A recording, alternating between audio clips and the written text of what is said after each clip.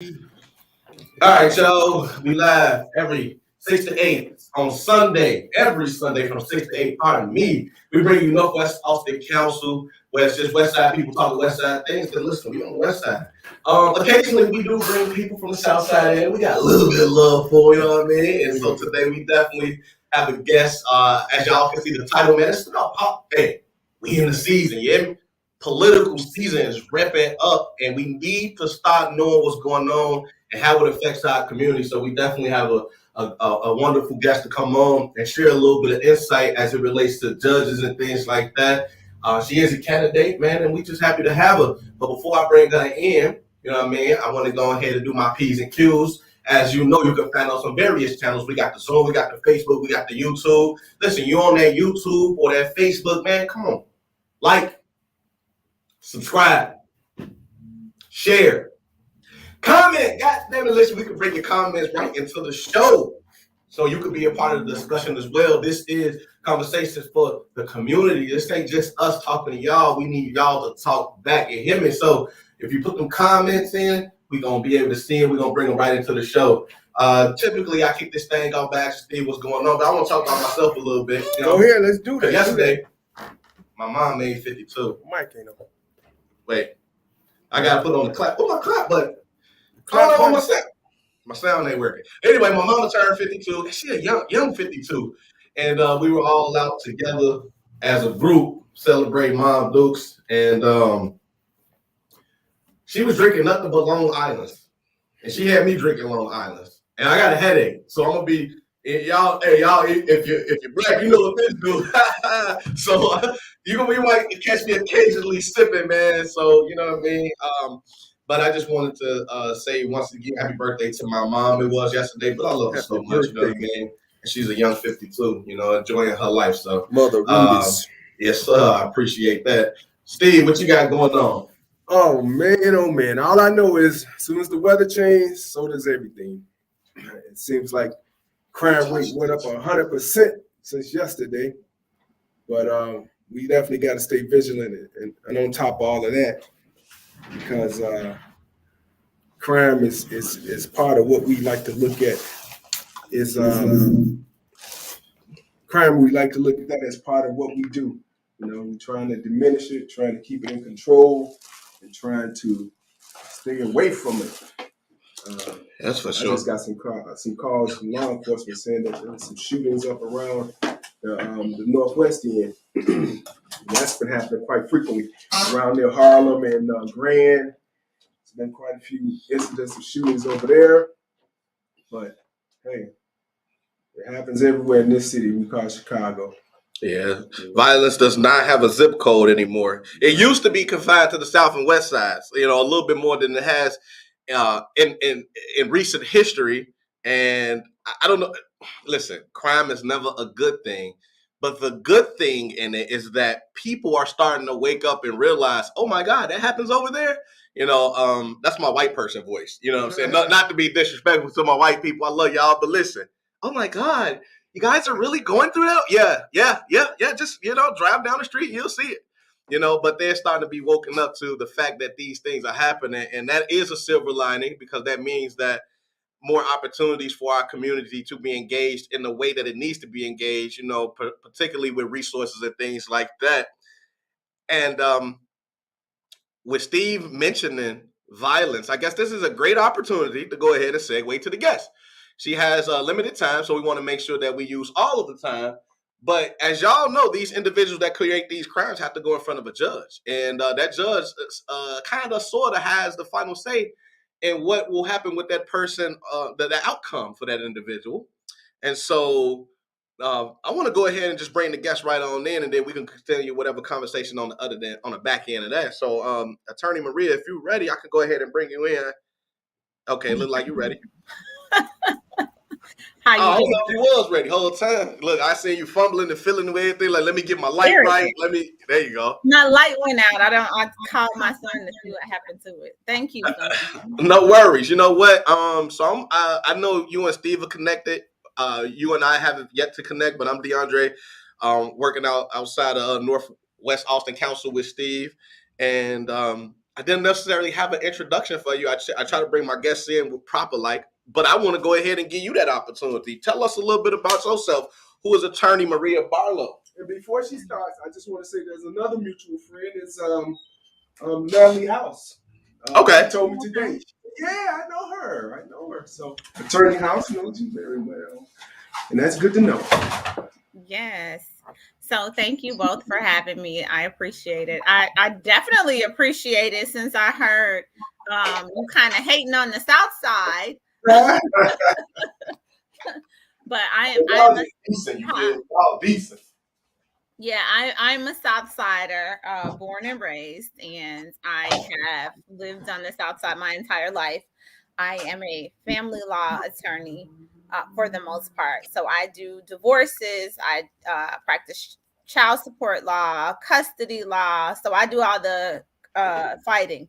I do a little bit of criminal law. I do some concealed carry self-defense. So if you're in a shooting and you have your concealed carry license and your insurance, then I come out to the police station and represent you there. And then occasionally I do estate planning. So that would be wills and trusts. Everybody needs to make sure they have their final wishes together. So we do that too. Most of what I try to primarily do is something that helps build our families. Right. Even though I do custody and divorce, guess what? Relationships break up. That doesn't mean the family has to. So that's my that's my little spill on my profession.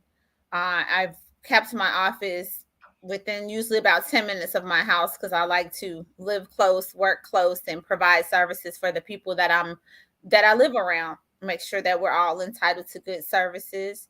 And now that there's an open seat, I am running for Cook County judge. So I'm running for a seat that the judge, she left. She went to the appellate court. I practiced my entire career in front of her. I lived my entire life in this subcircuit. I'm running for the first subcircuit. So it would only be befitting for me to take that seat and continue to represent the community that I was born and raised in and continue to live in. Nice. You know what? Now, as it relates to the judgeship, what do you think is the most important, I would say, I suppose, value that somebody running for judge should have? Of course, we all judges are up, and we have a lot of people running for 7th, 11th, and I can't think of the other one that is over here on West. Yeah, but countywide stuff. Anyway, but what do you think is the best value that a judge should have when we're looking to put somebody on that seat for us? I mean, you need all walks of life, but you definitely want somebody that's fair, someone that's going to treat you fair, treat you with respect. Big thing about me, I always tell people, listen, the CEO of popular burger restaurant can make $2 million a year, but he can't make that $2 million without somebody making 15 turning the burgers. So everybody's job is valuable. Everybody has a valuable job in any company. You're not going to patronize a restaurant where it's not clean. So that cleaning person is required. Whatever salary that person makes, they're required. You're not going to go there if you get bad service. So that good customer service, all those jobs all play into each other. Same thing for judges. You want somebody that understands you, somebody that's fair, somebody that's competent in the law, and somebody that it can relate to you. And I'm not just talking about the law. They have to know a little bit about life as well. It all plays a part. Absolutely. We got the congressman here. He just showed up. You know what I mean? He knows a lot about this. I sure do. And if I wanted to be a judge when I was 7, 8, 9, 10, 11, 12, 13, 14, 15, 16, 17, 18, 19, 20, 21, 22, 23, 24 years old. Yeah. I try to get myself in the law school and get a law degree. Because in Illinois, of course, you have to be a lawyer to be a judge. In some places, you can have the title of judge and not necessarily have to be an attorney. So I get involved with my community where I live, especially if I was on the run at subcircuit. And I never mentioned subcircuit of judgeships without mentioning Anthony Young, who used to live in the 4400 block on Monroe Street when he ran for state representative, got elected. And after he got elected, he and Paul Williams in the House teamed up and introduced legislation dealing with the fact that we didn't have nearly the number of minority candidates or people in judgeships, women, Latinos, blacks, other kind of minorities. Because if you had to run county-wide with 6 million people in Cook County, that's pretty tough. That's real tough. I mean, especially unless you are a member of a political group, a political organization, or you got a lot of money. It is very difficult for an individual to just kind of up and decide, I want to run for judge and I'm going to run countywide. Because Cook County is so big, and all these people would have the opportunity to either vote for you or somebody else. So this is how the subcircuits were created then.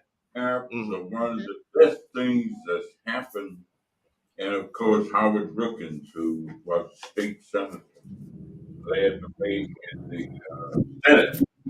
And there was one other fellow who was a Republican. I don't recall his name right now. But creation of the subcircuits have allowed a large number of African American, of women, of individuals who have not been affiliated with a political organization or a political group to not only run, but to be elected.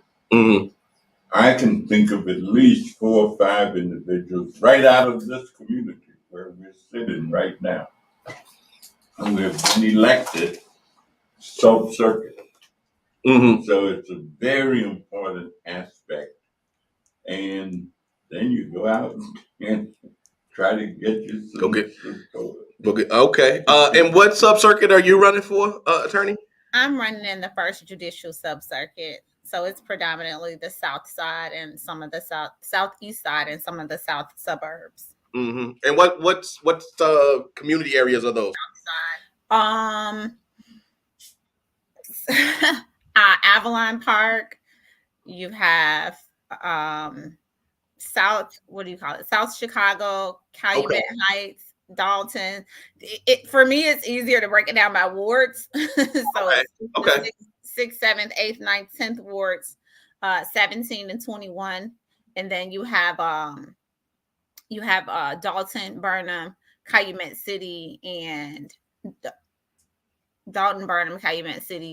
South Holland. Okay, so here's the deal. So I work in the 4th district with the 4th district police office. So I've come to learn and know a lot of people out there. My family stays in Dalton.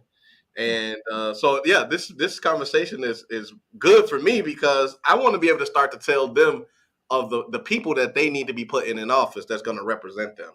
So this is good. Yeah, this is really good.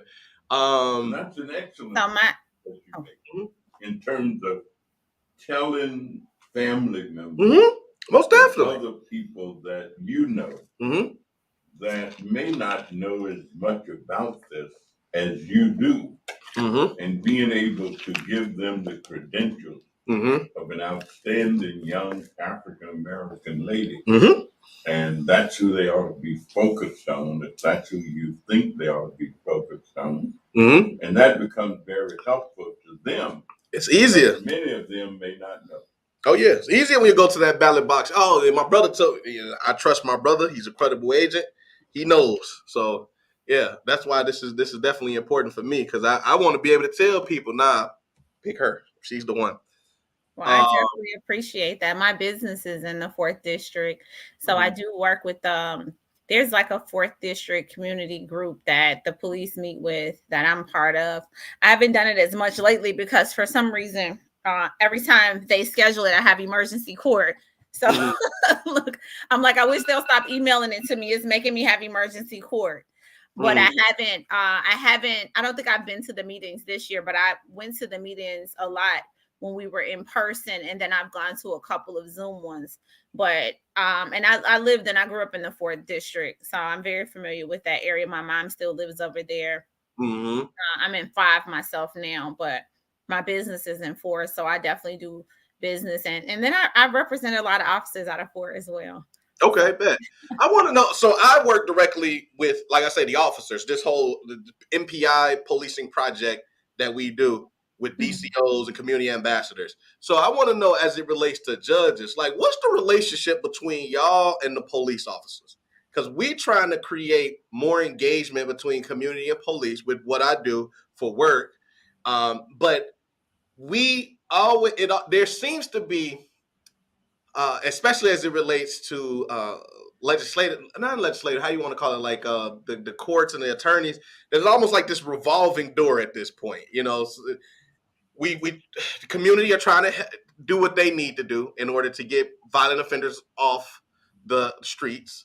But then you hear from police consistently that those efforts are marred by the fact that the people that are in those seats are like, I bond this, or give him a quick 30 and he back on the street type of situation. So what's that relationship like with you and officers? And then, like, currently, and then what will it be like with you as a judge? So keep in mind, I definitely can't make a comment on what the relationship is between a sitting judge and an officer or officers at this juncture, because that's not my job. So I'm not privy to that information. Okay. But as far as, that is something that probably needs to be discussed. They're changing the way that bonds happen, especially with the prison reforms and things like that. So you have to keep that in mind. And I understand the judge's frustration. I understand the officer's frustration. But you also have to think too, and I tell people this all the time, and I say this as a lawyer. There's a lot of money in crime. It's big business in crime, right? I just put a YouTube video out about that. I did. Yep. Right. So that's big business. So you can't expect. And the other thing is this. So remember, I told you early on, I keep my practice very close to my home because I like to be, so I deal with people and I'm at the stores with my clients and things like that. If your job, things that are happening that are bad do not affect your community or you, it's easy for you to let somebody back out who's terrorizing a community that you have no attachment with other than when you show up at work.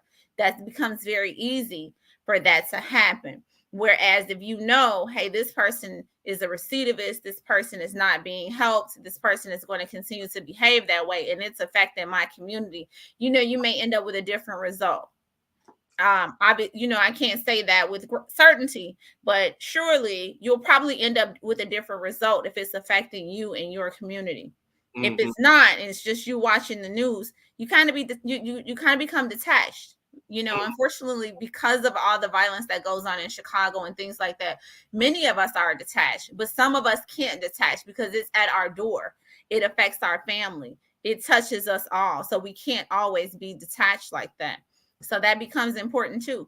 And that goes back to representation on the bench. Like Congressman Davis just said, these subcircuits are created for that very reason. So you have to be careful of that. You have to be careful of who you put on the bench. There are people who move into the subcircuits just to run because it seems easier for them. I grew up here. My mom's address is on my birth certificate. My mom raised 11 of us. She still lives in the same house for over 45 years. So it's not a, and let me say this, the other important thing. We have to start to move into a direction of actually rehabilitating people versus just believing that now that they've done this time or that they've gone to jail, that they get to come out and they're going to be productive. Sometimes they can be, but sometimes they can't. And sometimes if we're locking them away for years and years and not giving them any skills, what is the expectation? What is the expectation of a person? We locked up at 21 and now they're 27 with no skills, no education. The only thing they know is the streets. Mm-hmm. And they've learned nothing for the last 5 years. It's not reasonable for you to expect them to come out and then become a licensed plumber the next day. They've got to start somewhere. You got to start to train them and actually rehabilitate them. And then society needs to accept them. I just read something about there's a business being built on 71st and King Drive, and they're going to serve food. They're going to be second chance felons that are going to be serving food and that sort of thing. And somebody posted a comment like, "Oh, who said we wanted this here?" You can't throw people away. You can't throw people away because they've committed a crime. Right. They have to still live with us. They have to still work with us. Yeah. Let me tell you, it's so important that, and I certainly agree, that people build the environment. I mean, I just stopped at MacArthur's a few minutes ago. I've been running all day. So I hadn't had a chance to have anything to eat. So I stopped at MacArthur's. And one of the persons there having dinner, he and his girlfriend or wife, I'm not sure. But, you know, he kind of stopped me and said hi. And he said, I met you at the Sheridan Penitentiary when I was there 4 years ago. And I've been out 4 years. And, you know, I'm struggling because I don't want to go back. And I'm looking for help and whatever. And I said, well, give me your number or give me a call. I gave him my number and told him to call me tomorrow. And we'll try to see if we can hook him up with something. Right. And very pleasant conversation with a very decent sounding young man who had just, you know, and I mentioned the child tax credits to them. And the young lady smiled and said, well, I found that man. I said, oh, you just made my day. I mean, you just. Yeah, look, we ain't get ours yet. We just had our baby. Listen, come on, government. Listen, we can do with a few extra dollars. I ain't gonna lie to you. We don't know where ours at. But it just makes sense that individuals who know areas and who know the people, know communities, know what the needs are. That Absolutely. Those individuals have the opportunity to make some decisions in relationship to those individuals. Now, I didn't view the brother as a threat. You know, he ain't bothering me because he's an ex-offender or a returning citizen. We just had a nice conversation. I mean, and if I can help him tomorrow, I will. Absolutely. So I wanted to see if anybody on the Zoom wanted to jump in. If you guys got any questions or anything before we keep going forward. Any questions? No comments, no questions. How about I see Aileen's on the call. You have any questions? Attorney. DeAndre, do you hear me? I do hear you, Ms. Jacobs. What's going on? Okay, you was talking about people when they get out of jail. The judge was talking about people when they get out of jail. Now, I got a guy coming to me tomorrow for a job, and he's been in jail ever since 1999, and he just been out like 4 months. So what are you suggesting I can do with that? I want the congressman at least. I would like to ask him. I'm sorry. Well, you know, there are a lot of entities that are hiring. I mean, almost anybody with a business are hiring. All the delivery companies are hiring. Now, some of them don't hire people with records. Some of them do in some instances. But I try to get people to apply every place that's hiring and then find out whether or not they will hire an individual with a record. This is one of the best times to get hired because there are about 10 million jobs in America. Now, there are a lot of complexities in terms of the jobs aren't where we are, the jobs aren't where the greatest needs are. Jobs require certain kind of information. And we also do job placement out of my office. I have a person in my office who work directly with trying to help people find a job. His name is Raymond Guy. That's a part of his responsibility, if he can. Give him the number too, So it's Congressman. 773-533-7520. And Raymond sometimes has a list of openings some places. So that's my approach. That's the best way I know to try to help individuals actually find a job. I want to go. Oh, you got There's a comment. Yeah. Okay. Do you think that he might could use some like counseling as a little while before he would go on a job? Some people can. Some people get it before they get out of the penitentiary, and we're trying to put laws in place that would have penitentiaries begin to prepare people for when they get out the very first day they get there. I'm saying part of the reason there are so many people incarcerated is because of recidivism. That is, they go in, they get out, they go back in, they get out. And if we start preparing them for re-entry the day they get there, we do a much better job and they'd be more ready when they come out. So that's something we push. We're working with the Illinois Department of Corrections. We're working with legislators trying to make that real. Okay, the question is, in criminal lawyers, if possible, could you share some of the things you would consider before setting bail, for instance, a gun case? I think you're asking a person who's running for judge really can't get into all of that. Because it's like putting how you would treat. Right. The hypotheticals, right? Yeah, you can't really. And so they are prohibited. From getting into policy positions and all of that. She says, if you can't answer it, she understands. I want to, let's see if we can word that better, but I definitely want to get back to this idea that we need homegrown leadership in different political positions. And to that fact, I want to ask you, what was your upbringing like and how did it lead you to becoming an attorney?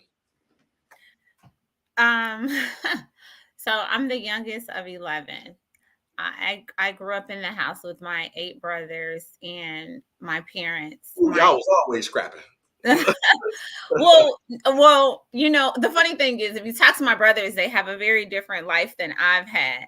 So my sisters were older. They were already, for the most part, moved out or moving out as I was coming up. They were having children. So I grew up with my nieces and nephews as well.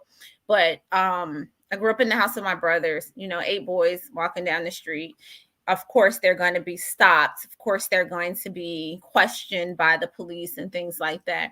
And just over time, my brothers getting stopped, my brothers getting searched. My brother got punched in the face by a police officer before because he called him a jerk for writing him a ticket. He's gotten snatched through a car window. Those types of things you see. And you're really defenseless. You're really not in position to be able to do anything for for your family members. And over time, different family members being charged with things. And, my family did not have money for representation. It was not going to happen. It's 11 of us. My father laid floors for a living and my mom stayed at home with us.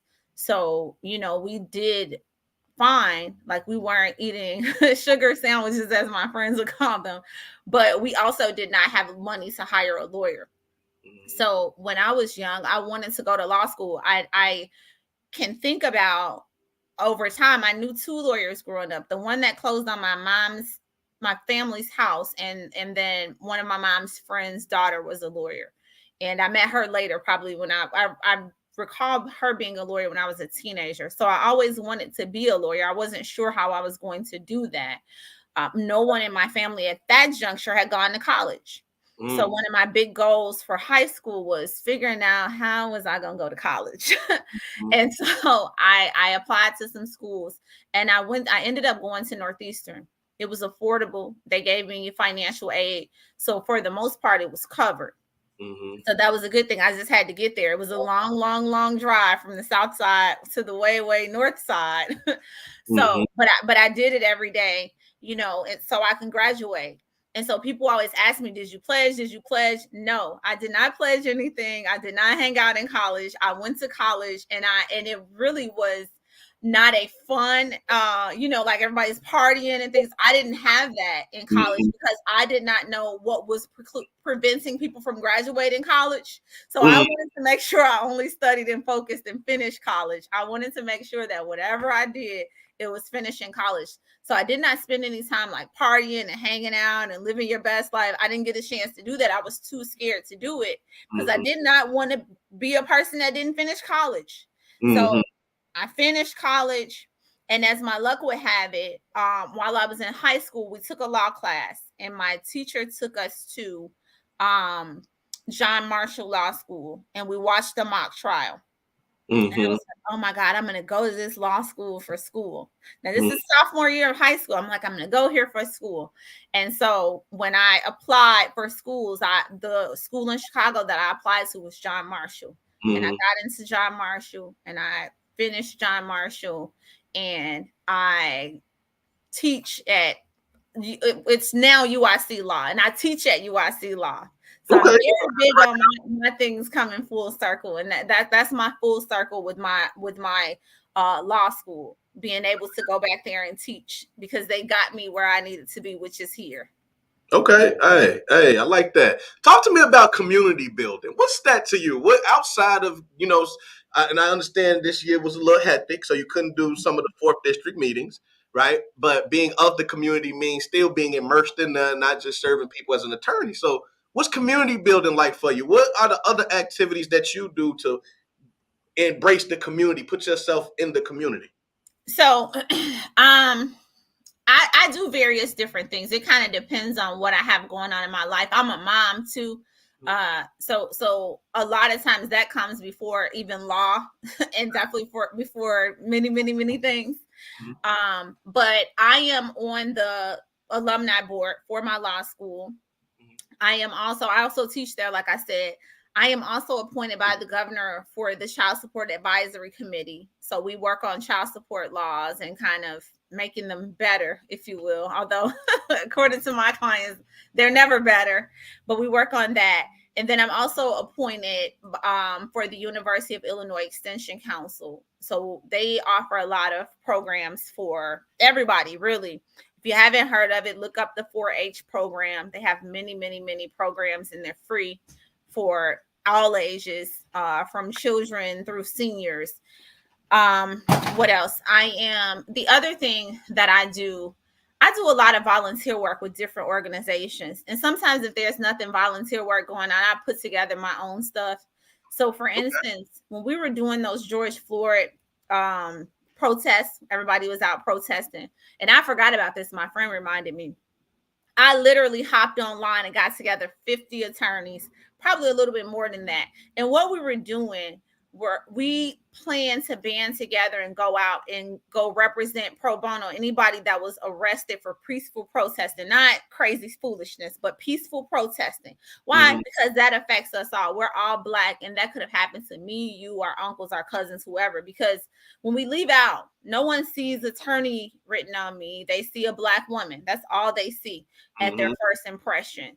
And so those protests were important. So I organized attorneys together and kind of mapped them based on who could go where to make sure that we had coverage all over the city and the suburbs for anybody that was protesting, because that protest was about all of us.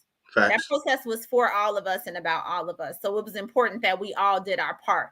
I marched personally, but not everybody could. In the days that I didn't, I offered up that representation to people who were marching because they had time. They risked something for me, so I can pay them by representing them. All right, I like it. I'm gonna go back to the Zoom again. Remember, we can't really ask questions about judgeship since we're not there. That's what we're trying to get to. But if we have any other questions, we can definitely bring those about. You guys have any other questions? Any family law questions, father's rights questions. Big fact. You're gonna have me on here for 2 days. No, we're gonna bring it back for that. We With need to father's rights. I'm gonna be on here for 2 days. Let's say I got brothers going through it right now, and both of them they argue about the different type of how you call it order that they're under, and Yeah. I just sit there in the middle, like, all right, you know what I'm saying, like So anyway, yeah, I think that's gonna be we're gonna definitely have to make that one happen for sure. Does anyone have any questions? Oh, and let me tell you this because I didn't mention this. As far as my community service work, I do a lot of volunteering. I always like to go to talk to kids because I want them to be able to see what they can be. I think if all the time you see drug dealers, you want to be one. But if you often see Black lawyers, Black judges, and Black doctors, you'll want to be that too. So I take that. I do that as often as I can. And the good thing is too, everybody tells me that I have a youthful appearance, so it becomes a little bit relatable. I thought you were about 25. So it becomes a little bit relatable for them to see me and me to tell them that I'm a lawyer, and especially if they live in my area or they went to my schools, they're like, oh, man. So I try to make sure I make myself available to kids all the time through doing career days and things. There's one question. Is this your first election? This is my first time running for judge. What's the experience been like so far? It's good. It has its. I think that part of the issue is that in general, many of us lack the education of how this whole thing for judges works. And so you have people that are kind of like, they mean well, and they're like, oh, I'm going to go look you up. They're not understanding that I don't have a record to look up because I'm not a judge. I'm a lawyer. So if you're looking up something, you would be looking up my client reviews, but not me as a judge, because you can have sitting judges that are running, and then you have lawyers that are running to become a judge, at this point. And so sometimes that can be a bit of an issue. And sometimes people are upset we can't answer their questions. Like, well, if I get locked up, how you gonna rule? And how you gonna lock Black people up? And that's right. So those are things that, obviously we can't answer and we can't make comments on. So that can be a little bit frustrating for people too. But it's good. I mean, for me, overall, it's good. I've received a lot of support from people. I try to gather my support from the people, not from the politicians. I try to make sure that I'm available to the people. So when I'm elected, the only people I'm accountable to and beholden to are the people who elected me, versus somebody else who's like, well, remember, I supported you and I got my people to support you, so I need you to do this, or I don't want to live through that. So I make sure that all my support is basically from ground game and from people saying, hey, listen, Maria is the one. Contact her. Get her to talk to your people. Get her to help your people. Yeah, because we definitely don't want you to be one of them judges where them people have, hey, give them 10, and then we're going to make sure XYZ happen. Come on now. We know y'all out there like that, man, selling us out. Listen, it wasn't until I got into politics that I learned that all skin folk ain't kinfolk. So we got to grill you. You know what I'm saying? We got to chop you up. You know where you're coming from, man. Listen, because it be our own people. These client reviews, I've never heard that before. I've never heard of going to look up a lawyer's client reviews to essentially assess their background. How do we do that, and how important is that? I mean, you can Google them. Sometimes they're reflective, but just like everything else, people are more likely to leave a bad review than a good one. It just happens, right? Somebody makes you bad at the restaurant. You're like, oh, I'm going to Google. and you're going to leave a bad review. I have pretty good reviews. My clients understand. I work in a very competitive business, so I need you to leave reviews. Unfortunately, and guys don't get mad, I represent a lot of men, and so men don't take the time to always do it. My lady clients are usually a little more diligent about leaving it. Some of the guys do, but many of them don't. They just don't take the time to do it. But I have client reviews. I probably have maybe 50, which is a lot, because people just don't. Hey, their case is over. I paid you by. They don't always take the time to do it. But the good thing is, and the blessing for me has been, my business has always grown from word of mouth. So I told you I represent a lot of officers in the 4th district at one point. I represent a lot of CPD officers, a lot of CPS school teachers and things like that. Barbers, I mean, you name it, I've had them. And it's because word of mouth. It's because word of mouth. I come to work, I do the work. I give you your assignments. You have work to do when I represent you too. And we all have to do our parts to make sure that your case works. And I'm the queen of telling my clients, your case is only as important to me as it is to you. So if you don't give me what I need, we're not going nowhere quick. Right. Got another question. Have you ever been evaluated by the Bar Association? If so, what were or are your ratings?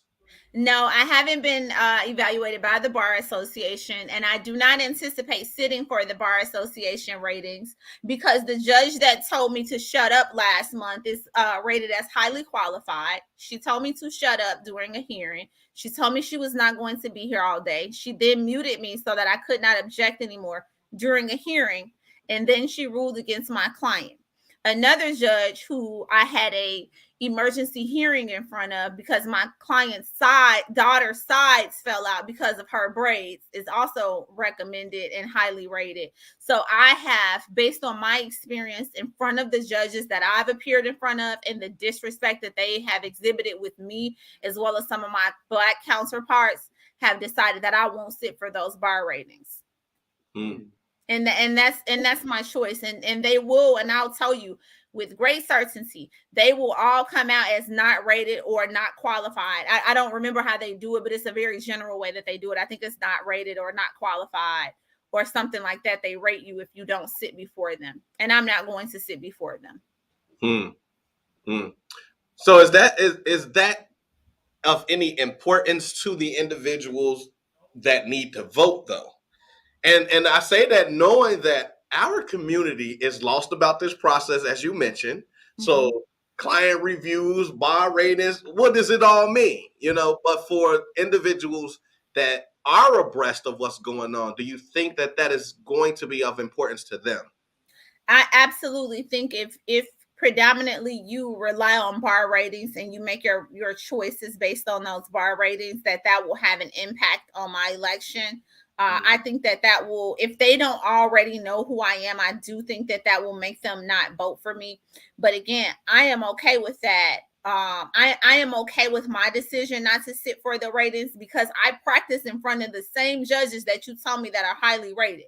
However, if you were to talk to me and some more African American attorneys, we'll give you a totally different opinion, and we cannot understand how this has happened, that these people are highly rated or rated highly qualified.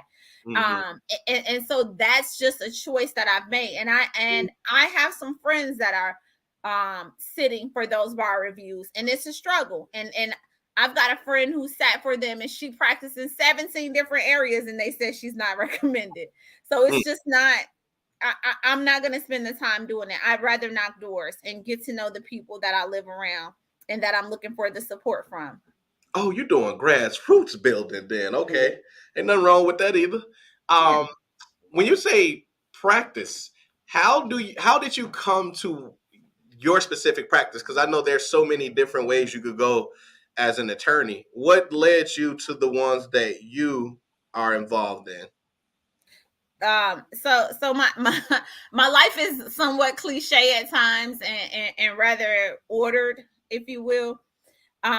When I came out of law school, there was no one in this world that can convince me I was not going to be a big time criminal defense attorney, because that was my goal. Okay. I was going to be a big time criminal defense attorney. And I had my criminal case, there was a woman I represented. Her and her mother and I got into some words right before a trial. And so I put her mom out of the room with us. I made her get out. She got to get out because it was bad. And so when I finished, I won the case. I got everything dismissed. And her mom was like, I like you. I'm gonna pay you to do her divorce. Wow. And this is after I put her out the room. I'm gonna pay you to do her divorce. And Laura helped me. I promise you, I did that freaking divorce, and I have never left. Family law has never left me since then. Mm-hmm. It literally just grew on me, and it grew into a practice, and I hated it every single day. And I was like, you know what? I just got to go with the flow because this is apparently my calling and not criminal work. But this how God got me here, because I would not have taken a divorce but for me dealing with this young lady, knowing her, liking her, knowing that she needed help. And family law has had a hold of me since. Mm-hmm. What they say a man will make his path on the very road that he took to avoid it. Yeah. So yeah, I hear that. I know you got a bell at 7. I think that was your alarm going off, letting you know that you're short on time, and I'm gonna respect that. I want to make sure that the Zoom, if you got something else you want to ask before she leaves, that you get an opportunity to do that. Anybody on Zoom got any other questions that they would like to pose before she asks the bell? You're pretty sharp. That was my alarm. I always set an alarm 10 minutes before I have to do things so I can know. So my 10-minute alert. I got you. Oh. Anybody? Any questions for Attorney? Anything on the chat? No. Okay. No. All right. Well, I guess then I'm gonna go ahead and let you go with this last question. Then, give me your thoughts on, and I don't want to disrespect the office. Supreme Court Justice Ketanji Jackson's nomination as a Black woman. Talk to me. I mean, we're all very excited about that. I am a groupie as it relates to that. I was not familiar with her work prior to this, her coming up for nomination. I was not familiar with her work. There's a lot of law going around, so I have to mind my own business. But of course, this is a popular topic, so everybody's looking at it. It's exciting as a Black woman. It's inspirational. But on the flip side of that, it's a little bit bittersweet, right? Because we've been doing this for this long, and we're still getting a first Black woman on the courts. So that part is a little bit disappointing, but you have to celebrate your wins, right? You take one to break that glass seal and break down the door, however you want to describe it. And then the rest of us come storming through. Mm-hmm. And so it's exciting for me. It definitely, I'm hoping that she lives up to what we all hope her to be. It takes a lot to put that sort of weight on someone's shoulders. I oftentimes feel that sort of, and I don't want to compare it, but just being the first at something, there's a lot of weight on you. And so I felt that weight from, with that inside my own family, and the desire to succeed, to make sure that I'm succeeding at the things that I'm expected to succeed at. So I set my goals and I try to make them. Mm-hmm. And so I'm hopeful that she's able to live up to everything that we hope. I'm hopeful that she is going to be a U.S. Supreme Court great for us. The other thing I would tell you too is that right now in our history, and I mean our African American history, we have a lot of Black women in Cook County that are running for judge. Mm-hmm. And so most of us are not running against each other. So we have a very good chance of getting a lot of Black women elected to the bench in 2022. So I will tell people to make sure that they're on the lookout and looking up people that they intend to vote for. Mm-hmm. And I'll also tell you, like I said, I'm not sitting for bar ratings. Can you use that as a guide? Yes, you can. Should that be your only guide? Absolutely not, because many of us won't sit for bar ratings. Our friends have already gone through this and been poorly rated and still got on the bench and did a great job. And so, we're making different choices. as it relates to the political side of this, but as it relates to the people side of this, we're staying grounded and invested in our communities. And guess what? They don't want us on the bench because they can't make money like that. But we're okay with that. I'm okay. Well, I can't speak for everybody, but I'm okay with that. Because my son is 17. My son's 17, and I expect him to come home every night. Okay. And I expect if he gets pulled over, he gets treated like the kids in Evanston, and he gets treated with dignity and respect, and he gets a ticket if it is appropriate, and he comes home at the end of a traffic stop, and he's not pulled out of his car, he's not spread eagle on his car or anything like that, because that is unacceptable to me, and that is unacceptable to all kids that look like him and me. Okay. I just heard the 5-minute buzzer. I'm gonna give you the ISO screen. Take us out with whatever you got. Hey, tell people where they can find you. You know, I know you're gonna come back, but you got the ISO. It's on you. Well, thank you. So again, it's Attorney Maria Barlow. You can find me at mariabarlowforjudge.com. I am on Facebook and I am on Instagram under Maria Barlow for Judge. If you're looking for an attorney, I am under www.attorneymariabarlow.com. And my office number is 773-614-7774. Again, I thank you so much for having me on your show. I truly appreciate it. And I look forward to everybody voting for me. And one of the things that I've told everybody, guess what? I'm going to win my election. Come and watch me be sworn in. If you've never seen a judge get sworn in, come and watch. I'll be the first. I'm going to be the first one in my family to become a judge. I can be the first one that you've seen sworn in. But come be a part of this victory with me. I welcome you. All right. Hey, all right. Thank you so much for coming on. We appreciate your time. And yeah, we will have you back again. Thank you. Thank you. You guys have a good night. You too. Thanks a lot. No problem. So this time you may want to run. Oh, yeah. Advertising. All right, y'all. So, you know, while we take this quick little break, I'm going to go ahead and run our ad that we usually run. So if you haven't been yet, 5713 West Chicago Avenue is where you can find the 40 Acres Fresh Market, still at pop-up grocery store, which is going to be the site of the first Black-owned business store here in the Austin community that sells fresh fruits and produce, fresh fruits and vegetables, and there's meat and all other type of things, man. You can find some wonderful things there. And I'm going to go ahead and play this ad for y'all if y'all never been, because I think this may entice you to go.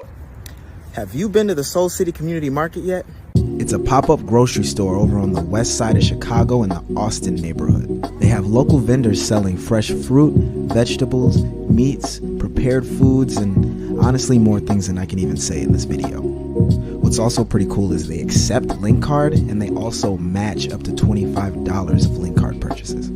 They even have a free photo booth, which honestly I think is a really nice touch. It's over on 5713 West Chicago Avenue, right at the corner of Chicago Avenue and Waller. Click on over to our profile for more info. All right, y'all. Make sure y'all support. You know, that's Black owned. That's us. That's FUBU. You feel me? Fresh fruits and vegetables. Oh, most definitely. And La Collection Moja, which is Jermaine Nellum, you know, that's family, you know what I'm saying? So make sure you stop by there and support. Former CPD is doing her thing with the CBD. And I told y'all before, man, I had that melatonin put me on my heels. But I woke up so refreshed the next morning, and she has these nice shea butters, various scents, man, and it's nice. You know what I mean? So by all means, if you can, stop by. Saturdays from 9 to 3, Sundays 10 to 3. Gotcha. So you had a busy day today, Congressman. Every day. Yes, indeed. I had a better day yesterday. I went to this incredible event that the West Side Women. Oh yeah, I saw you there. Right. And let me tell you, it was off the chart. It really was out of sight. Whoever did the decorating had decorated the JLM Abundant Life Center It was looking like you were in paradise or somewhere. And they were honoring 20 outstanding women, including the lady who's going to bring us that grocery store. Oh, Liz. Oh, yeah. Mm-hmm. I mean, everything that was going on was out of sight. I see Shirley Howard got an award also. Oh, Shirley, but let me tell you, Shirley was the belle of the ball. Yeah. Yeah, Shirley got an award, and her family was there. Most of these women had members of their families there. It was well attended. I mean, it looked like it was about 200.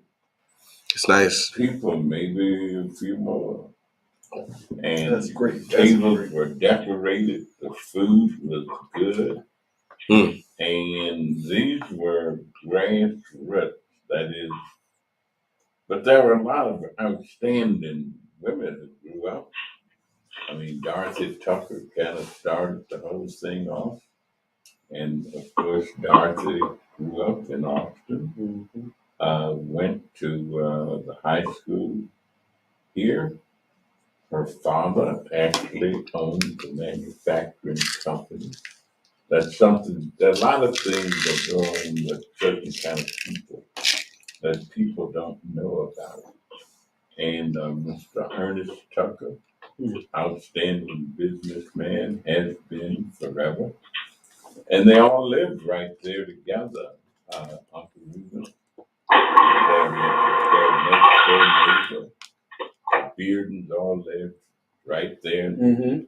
They all were next door people and that kind of thing.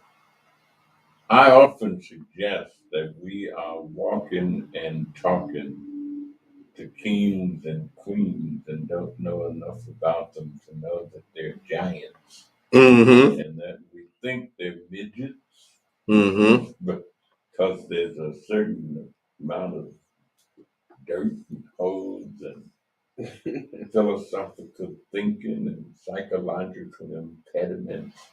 And we think they just, many of the police officers who've worked in the Austin community have been in command, are now part of the high command of the Chicago police. Yeah. Yeah, they are. Superintendents and people in charge of different pieces of it. I think, we mischaracterize our communities a great deal in terms of, I've never lived in it except in a predominantly black community in my whole life. When I lived in rural America, I lived among sharecroppers. And people felt like they were different. Some of them did. But out of that little sharecropping environment has come some of the most outstanding people that I know. I mean, just in my own family, was nothing special about it. Was nothing, they just common, ordinary. One of my brothers became an engineer. The other one became the head of quality control at one point for Keebler. My oldest brother could hardly read and write, owned 2 18-wheeler trucks. And he could barely read and write his name. Other folks, I know people who are lawyers, doctors. Our best, one of our great neighbors, family, their children. One's a dentist, lives in Houston, Texas. The other girl is now retired. She was public school principal here in Chicago. At one point ran the homeless program for the Board of Education. And so I think people get so accustomed to discussing problems, and they just talk about problems all the time. Mm-hmm. Problems. And I got a book I'm going to try to get the Board of Education lady came by my office. And she has a little book, she calls it Positively Thinking. Mm. And it's about this little boy when he wakes up, he's bad. But every negative thought that he has, there's also a positive answer. One one say Mama wanted to brush his teeth, and he don't want to brush his teeth because he thinks it's a waste of time. And the positive thing tells him if you don't brush your teeth, they may fall out. Mm-hmm. Now, wouldn't you rather have them? Then he said, "Yeah, I guess you're right. So maybe I'll brush." So I think all this positive. If we, there's a saying that people learn what they live, and they live what they learn. So if they grow up with positive attitudes, they'll think positive things. Oh yeah. If they grow up with negative attitudes, the guy who kind of created kindergarten, a child, a garden for children, stuff like that. He said when you're raising a child, the best thing to do is give that child as much room to roam around and make as many mistakes as they can make, and yet can't hurt themselves and can't harm anything. So if you have a playpen and you just let the kids be in that area, but they can't hurt themselves. I mean, they can run around. They don't have to be restricted. They don't have to be. Don't do this. Yeah. Don't do that. Yeah. I try to tell my lady all the time, stop talking to our child like that. I'm like, man, it's okay. Like, it's okay. She's gonna pull things down. Like she's a child. I'm like that as a father. I'm like, hey, tear this stuff up because I know I got to clean it up anyway. It is what it is, Yeah, just don't hurt yourself. No. And you're told that you can't do this. Yeah. Stop that. Don't do this. No, should be quiet. Explore the possibilities. Yeah, no, that's stifling. You're right about that. That's very stifling for a child who becomes an adult that is always apprehensive about doing things. Yeah. They may be very innovative in mind and idea, but they've heard stop, don't do so much growing up that now they're just like, what? It creates those mental barriers. Yeah, it does. I mean, two things just came to mind. I thought about an individual back in 1989. He was 19 years old. He worked in the company where I worked. He worked in the warehouse department, and he lived in Henry Hornet. And he was just so oblivious to the fact that we lived in time zones. He heard me on the phone taking a technical call with a customer. The engineer called, and I said, hold on a minute, I'll talk to you in a minute, because I got to catch this guy. He's in Florida because he's on a different time zone. He's about to leave. And the guy, and I hung up the call. He said, man, there ain't no such thing as time zones. What are you talking about? I'm like, wait a minute, how old are you? He said, I'm 19. He told me where he lived. And then I told him where I live. I said, I live in Austin, right next to Oak Park. He said, I heard of that. Wait a minute, you live off of Madison or Washington, a straight beat line to Oak Park West, and you've never been there in 19 years? I thought that was the oddest thing. He just heard of it. I had a young man one time who had never been to not Wrigley Field, but Sox Field. And he said, we took him there for a game, and he's like, this is where it's at. I'm like, you never driven by here in the car? Or? Well, that's why field trips is a part of it. We took 3 busloads of kids down to the museum campus on Tuesday, and they just had a ball. I mean, thanks to Introspect Youth Services, Mr. Bernard Clay, and we just teamed up. We took Proviso West from out in Bellwood. We took Nash Elementary School, and I forget the other school. And the kids just had themselves a time. Oh, they had fun.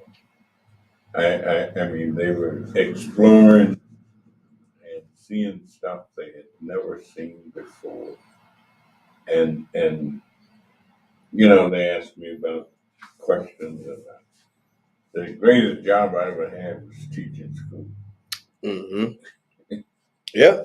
That I enjoyed it so much until I'd never want to miss. I'd never want to miss a day. If I couldn't go there, I felt like I was cheating, and that I was cheating the kids. You know, I wanted to say, Dr. Seuss, I think it was Dr. Seuss, always said that the only reason that a goldfish knows the fishbowl is because nobody took it to the pond. Basically, he talked about, you know, being confined. Like, that is the issue with the community as it exists. It's just we are confined to believe that this is all that exists for us. We're the goldfish that can only go back and forth in this limited space where the world is the pond. 18-year-old that was born in the Hornets not being able to leave outside of that. And fear. You fear what you don't know. And you fear what you don't know. Yeah. And somebody else controlling. You know, I was listening to a speaker the other day, and the guy was telling a story about Paul Revere. And you know, he was saying, so now all of us have heard the story of Paul Revere. From all my children, and you should hear the Midnight Ride, Paul Revere. It was on the 18th of April in 75. Hardly the person who's now alive. But then he said, who can name Paul Revere's horse? What was his horse's name? Well, nobody. Nobody could name the horse. He said, why do you think none of y'all know the name of the horse? Everybody was quiet. He said, because the horse didn't write the story. Good point. He said, I guarantee you, if the horse had written the story, you wouldn't just be hearing about Paul Revere, but you'd be hearing about Midnight and his famous ride. That's a fact. Right. Right. Paul Revere. Right. Taking Paul Revere to wherever he needed to go. I think that's a good point. They also, I've always heard something similar as it relates to like animals or people on the hunt. You know, they always say, why don't you ever hear of the lion's successes against man? Because he didn't write the story. You know what I'm saying? So it's He did write the man out. That's what he did. Yeah, he did. Was a few times. Yeah, that's for sure. That's for sure. So I can tell you, running behind the lion, and I've done that. Actually, they do a thing in China where you go out in a preserve, and the lions are there, and you're in a kind of a trail in a truck, and you got big old chunks of meat. Jesus. And you just call feeding the lion. Yeah, all right. And you throw the meat out, and the lion is running behind. The lions are running behind the truck. Now, of course, if something happened to the truck, you may be in a little difficulty. Man, I look. wasn't too comfortable. But that was one of the things, you know, you do what they tell you to do. When you out on the what, safari, I suppose that's what that is? Yeah, they just I sent this to you. Feeding the lions. And you go in this preserve, and the lions are there. When you start the truck up to move, then the lions move. And they, you know. Oh, they gonna move too. They perk up. Yeah. They gonna move. Called feeding the lions. And guess who on the menu? The main thing on the menu will be you. Yeah.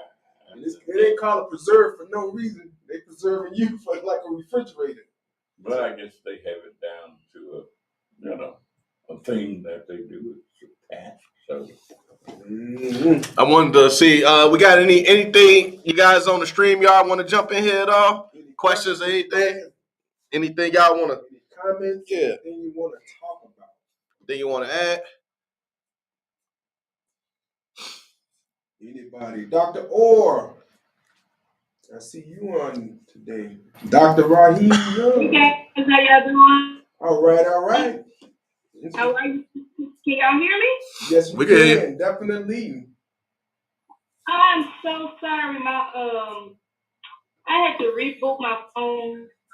I saw my phone doing some things at 2:00 in the morning that it shouldn't have been doing by itself. Mm-mm. But I had to reboot my phone, so all of my apps were not loaded anymore. So I'm not sure. I just joined you guys, but I do want to say hats off to Danny for taking the time to talk to people. That makes a world of difference today. So I'm not sure what the topic is, but let me know so I can jump right on in. Oh, we just talking. We actually just left with a judge. We led with the judge for the first subcircuit. You know, we was trying to make sure that we get good people, good quality people on these benches. You know, and that's the big talk, I suppose, of the hour. I mean, political season is fast approaching. June 28th, we have to vote for a lot of different offices that affect our community directly. And I think it's appropriate that we spend some time talking about that. So that's kind of where I'm at with it. I think that it's about time that we figure out a way to really hold judges accountable because in conjunction with legislators, they make decisions that impact our communities for ages. And they're hardly looked at when it comes to elections. You know, people don't know enough about them to vote or not vote. So a lot of times they go overlooked. So I know that we're working with Chicago Voters to get their information about judges. They're supposed to have a report card prepared. Nice. To kind of rank or get feedback on the voting practices or sentencing practices of judges and their behaviors. So trying to get that into the community and really have points of education like this one is essential. I mean, it's key. And then getting up to the polls. Yeah, that's the fight. I think we start because we operate with a faulty premise in terms of how our country was designed to be. And it was designed that the people will be the driving force. That's democracy. And we often take the position that the responsibility for things is a top-down responsibility as opposed to a bottoms-up responsibility. The idea was that the people would know. Can I ask you a question? Because Steve and I was talking about this yesterday. We actually was discussing the difference between a democracy and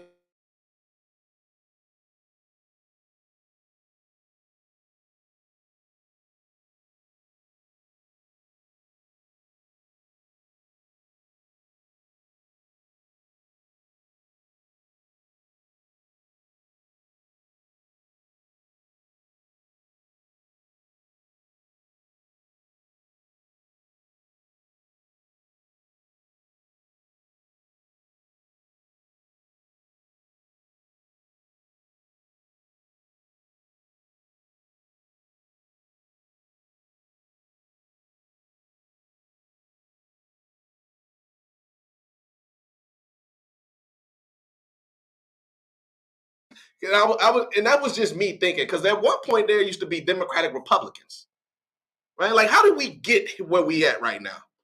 I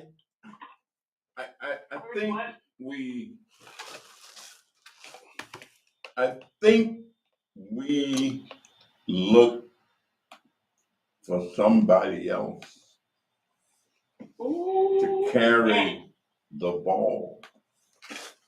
When the idea is we will carry the ball, and it's not the other way around. We elect people to represent us, but oftentimes we don't tell them how we want to be represented. I mean, the reason I try and have all this interaction and listen to people and ask people questions, I'm always trying to find out how they want to be represented. Get started. Mm-hmm. I want to find out. And if we tell them, but of course, one person can't tell them the 700,000. Mm-hmm. I'm saying two people won't be able to tell somebody who represent 700,000 people, Mm-hmm. or 90,000 if it's a state legislative district, or 50,000 if it's an automatic ward. Mm. But it's really the people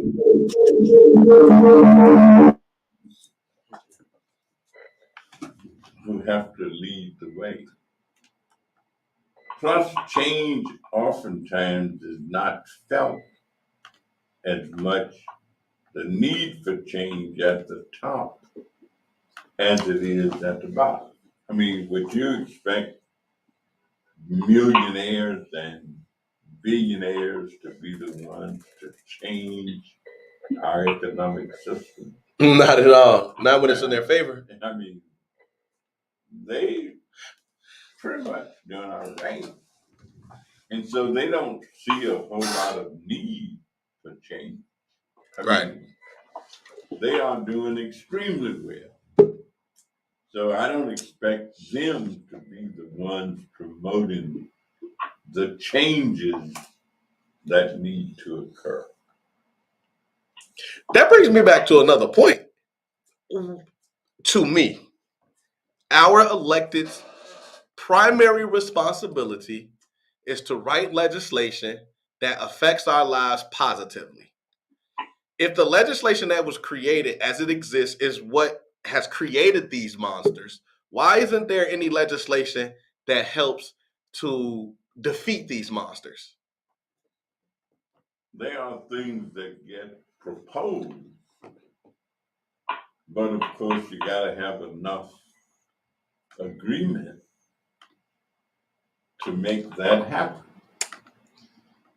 And so we oftentimes, and then some things are experimental. Say, look at the $500 that's being experimented with, in a sense, where individuals who are the neediest members of our society in Chicago have a chance to get $500. Mm-hmm. But of course, if they don't go through the processes to try and make it happen, then it won't happen for them. And if they don't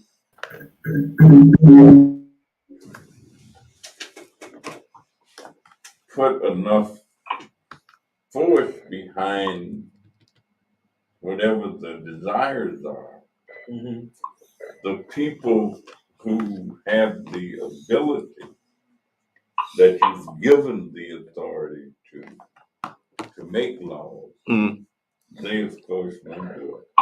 And I think that's part of the problem, especially because, which to me, what you're saying signifies the biggest issue that we have in dealing with people who come into a lot of money.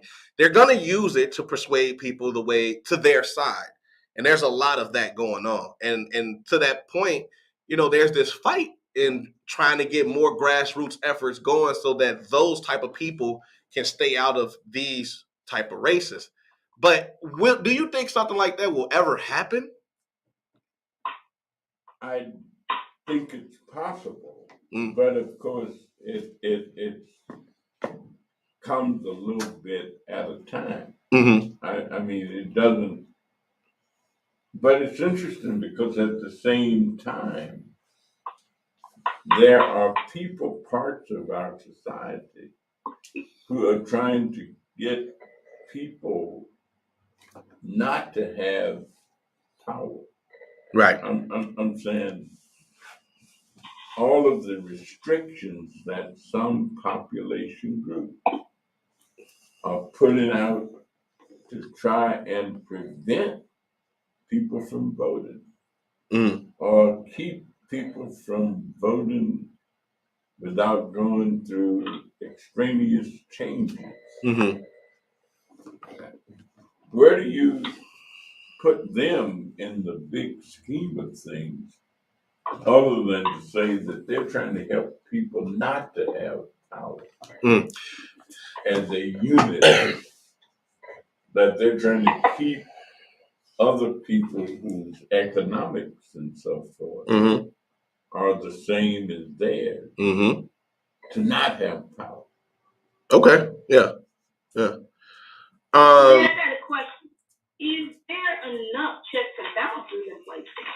Because yes, we can vote, but so many things happen behind closed doors where, hey, if your constituency-based interest is this, and you can vote completely opposite that. So where is the system for someone to hold that person accountable outside of saying, oh yeah, we're gonna vote you out in the next 2 years when those things go and come? But those individuals who can vote those individuals in or out, they pretty much agree with those individuals. And they don't vote them out. They keep them in. I mean, take the representatives in Kentucky, one of the poor states in the nation, and Mitch McConnell, who is head of all the Republican senators. Many of the economic policies that they push are against low-income people. But they keep voting them in, though. They keep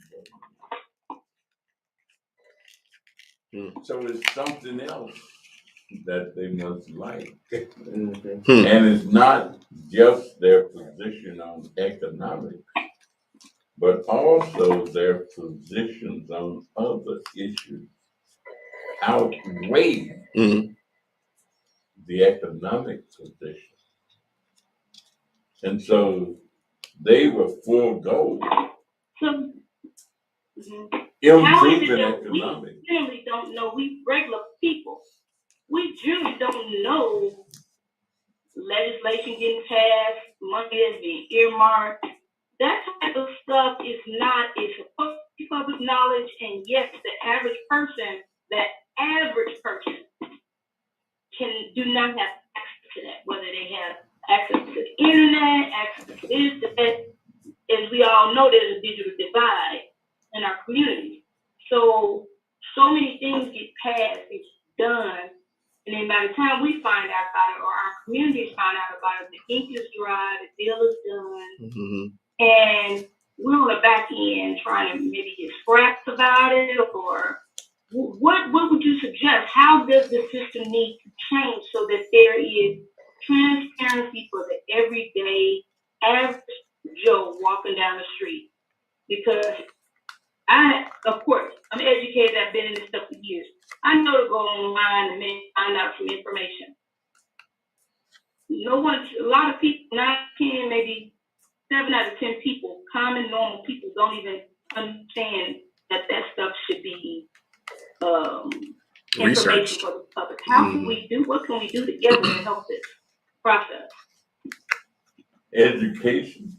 I'm saying there is no other way, because even if the Pied Piper was walking up and down the streets all day, every day, putting out information, if the people who heard it did not internalize it and did not use it, then they just wouldn't be educated.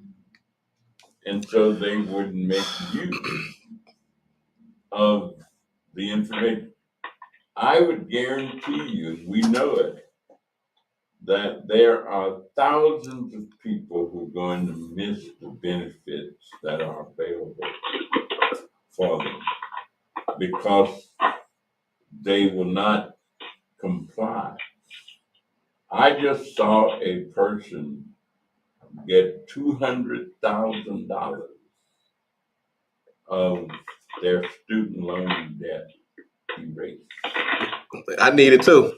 Put me in the game, coach. I'm saying, and a big issue for people who've gone to college and are trying to get student loan debt reduced or eradicated. Other people who never got a student loan, who never went to college, that's not a big issue for them. Right. That's hardly an issue for them at all. Right. And so the business of unifying, now there's a lot of talk about it in some circles. And there's talk about trying to make higher education free. I thought they did. I thought we did that already with like community-based colleges. Not yet. Oh, okay. We ain't got there yet. Okay. I thought we were there. We're talking about it. Okay. But we have not gotten there yet.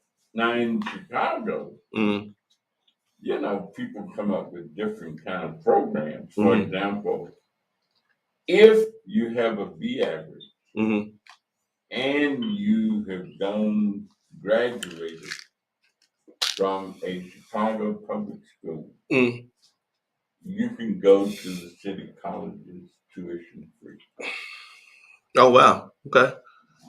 That's pretty cool. Yeah. I mean, that's what I thought. That's what I was. Yeah. Well. Okay. That's what I mean. Like Chicago. Okay. Right. Okay. Because somebody has to pay for everything that goes on. Absolutely. And so it's just economics. The city of Chicago is prepared to pay that. Pay that tax. Okay. Yeah, the city of Chicago is willing to pay that. To Dr. O's question earlier, one of the things that really disappoints me is the lack of political education we have in the community. And I just don't understand, because for me, going back to the movements of the past, everything that they did had purpose to get legislation passed to improve things. But it takes time to become politically educated. And people are not prepared to spend the time. I mean, but some people who will go to every meeting that somebody has. There are other people who won't go to no meeting anybody has. And so if there's political education going on Thursday night at so and place, and people won't go because they will not invest the time, they won't have the information that other people have, and the other people will be politically educated. I just heard one of the most interesting discussions that I've heard in a long time. There were 4 ladies who had come from church, and they too were in my office, and they were sitting at a table a little bit just away from me. But I could hear them talking. And I was eavesdropping. Mm-hmm. Well, I wasn't eavesdropping. I just automatically heard. Right. They was right there. They were saying, they were talking loud enough. And it was a very interesting conversation. And actually, when I finished, I went over and told them that I had really enjoyed Y'all podcast. and I mean, they just come to church and they were having dinner and they were discussing politics. Mm-hmm. And they were saying how they vote, how they, like one lady said she was not going, she wouldn't vote for Bill Wilson. Mm-hmm. And another one said, why not? She said, well, because I don't need nobody talking about giving me nothing Mm-hmm. for me to vote.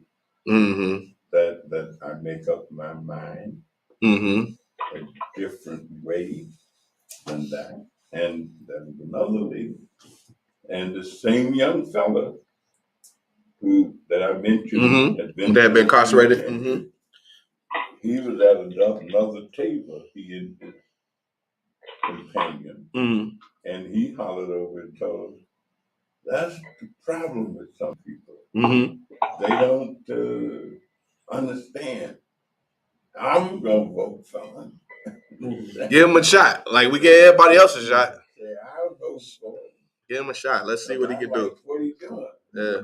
Yeah, but everybody makes up their mind based upon their understanding of things. Right.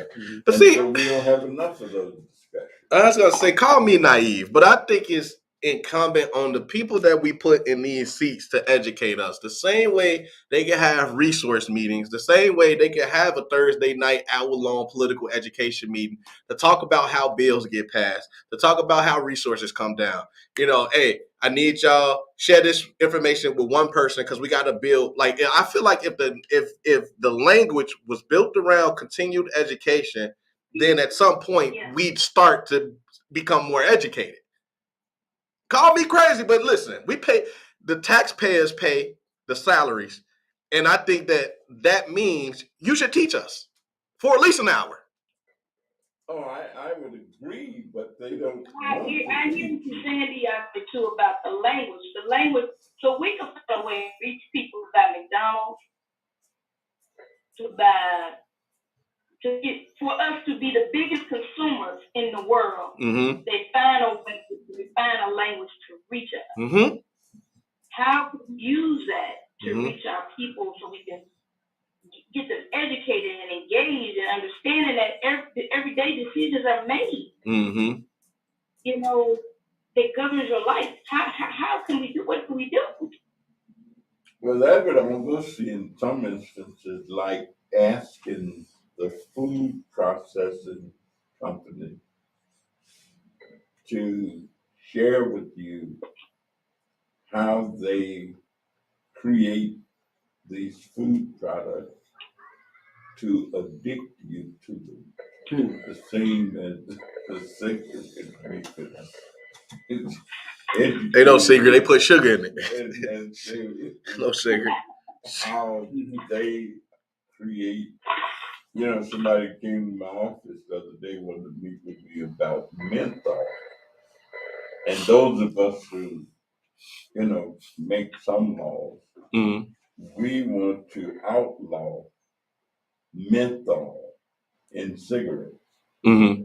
Because menthol is a very addictive piece of the action. And black folks Oh, we love our Newport Longs.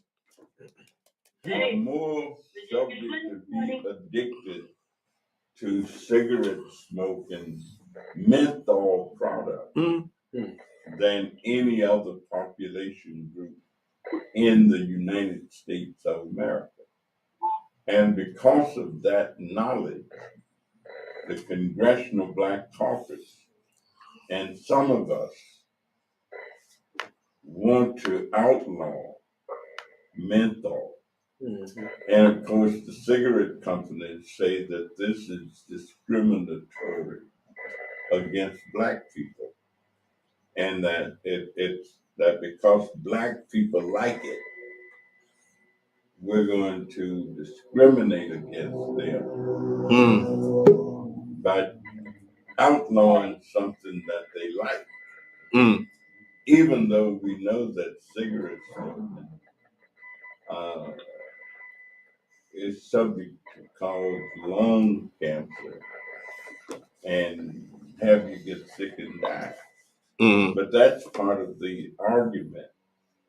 And I know people who lobby for the cigarette company, trying to keep that provision from becoming law, and say you still have a choice of whether you smoke or not. That ain't nobody making you smoke. No. It ain't nobody making you use menthol. And you decide to do that of your own volition. Yeah. You got to pick up your own vice. Yeah. But some of us say if we make it more challenging, or if we prevent you from being able to get it, that we are actually saving you from yourself. I feel like this going back to the argument with the pandemic jumped off, where you have mostly Democrats saying, look, we don't want to control you, but we want to make sure you masked up. We want to make sure you vaccinated. Republicans were saying, you got a choice. We're not going to tell you what to do because that is incumbent on you to make that decision. I'm going to go ahead and hazard a guess that it's the Republicans that are for the menthol. But the big difference, though, with that is that whether you mask up or not only could affect you, but it also could affect me. Right. And so I take the position that my rights end where the next person's rights begin. And that I have the right to do certain kind of things, but I don't have the right to subject. Like my sister, I'm sure died of secondhand smoke from her husband. She ended up with cancer, but she never smoked. She never. We always figured that there were two things that contributed. One was she worked at a printing place for many years. And a lot of chemicals, yeah. And all that. Yeah, buddy. Plus the secondhand smoke. And it really damaged, I'm saying in a way, like my niece and nephew, and especially my niece, who kind of felt like her father in some way contributed to the death of her mother. I'm saying in terms of the second-hand smoke. Yeah. He smoked, she didn't. And she actually died before he did. Eventually he died also. But I'm saying there are so many challenges to life. Yeah. And so many things that affect so many different things. And you don't always know, but you make the best decisions that you can make and move on. Yeah. And hope that the end result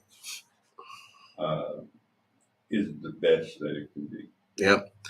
Quick, Dr. Orr, this might be an opportunity to talk to Congressman because I didn't get the date. I mean, the time for that event you told me to talk to him about on the 18th, but maybe you could expound a little bit more with him now, or would you like to do it later? Oh, sure, no problem. So, Congressman, we are doing a community engagement and organizing training on May the 18th and 19th. We're inviting organizers from all over the city with different historical contexts of organizing in Chicago.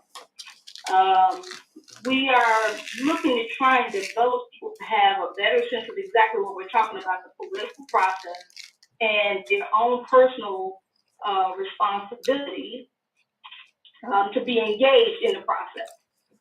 So we're doing a panel discussion about the history of organizing in Chicago. And I know you already know that Chicago is known as the place for community organizing. That's for sure.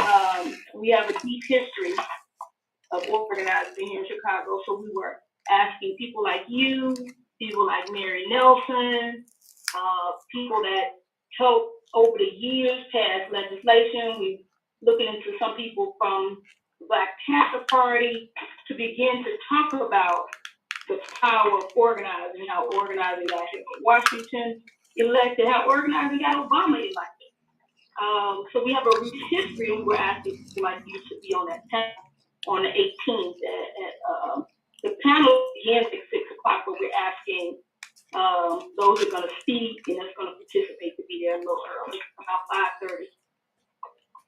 The only thing that would keep me from just participating in any way, listening, being there on the panel, because that interests me a great deal, would be if I was out of town and could not.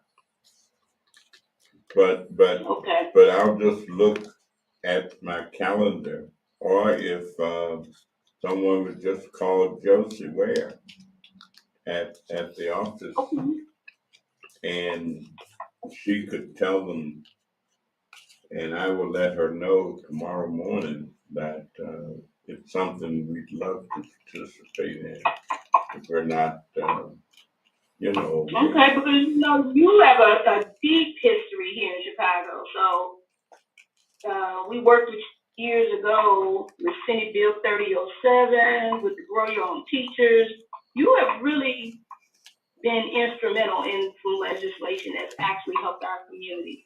So I want to make sure we include those people that actually know how things got done and can really help explain how important it is for us to be involved, to be engaged, to be educated. Things are changing and we got to step up as a people, we got to step up as people. I agree wholeheartedly, and I really thank you and other members of the group. Actually, a lot of folks, some people who do Christianity a certain way, they say that Jesus Christ was the best organizer. That history he was. has recorded. That I'm saying. I also read a book called The Jesus Hoax. And this fellow was a Catholic priest who wrote the book. And he just outlined a whole number of instances where Jesus and his group would come up with things to reinforce their messaging.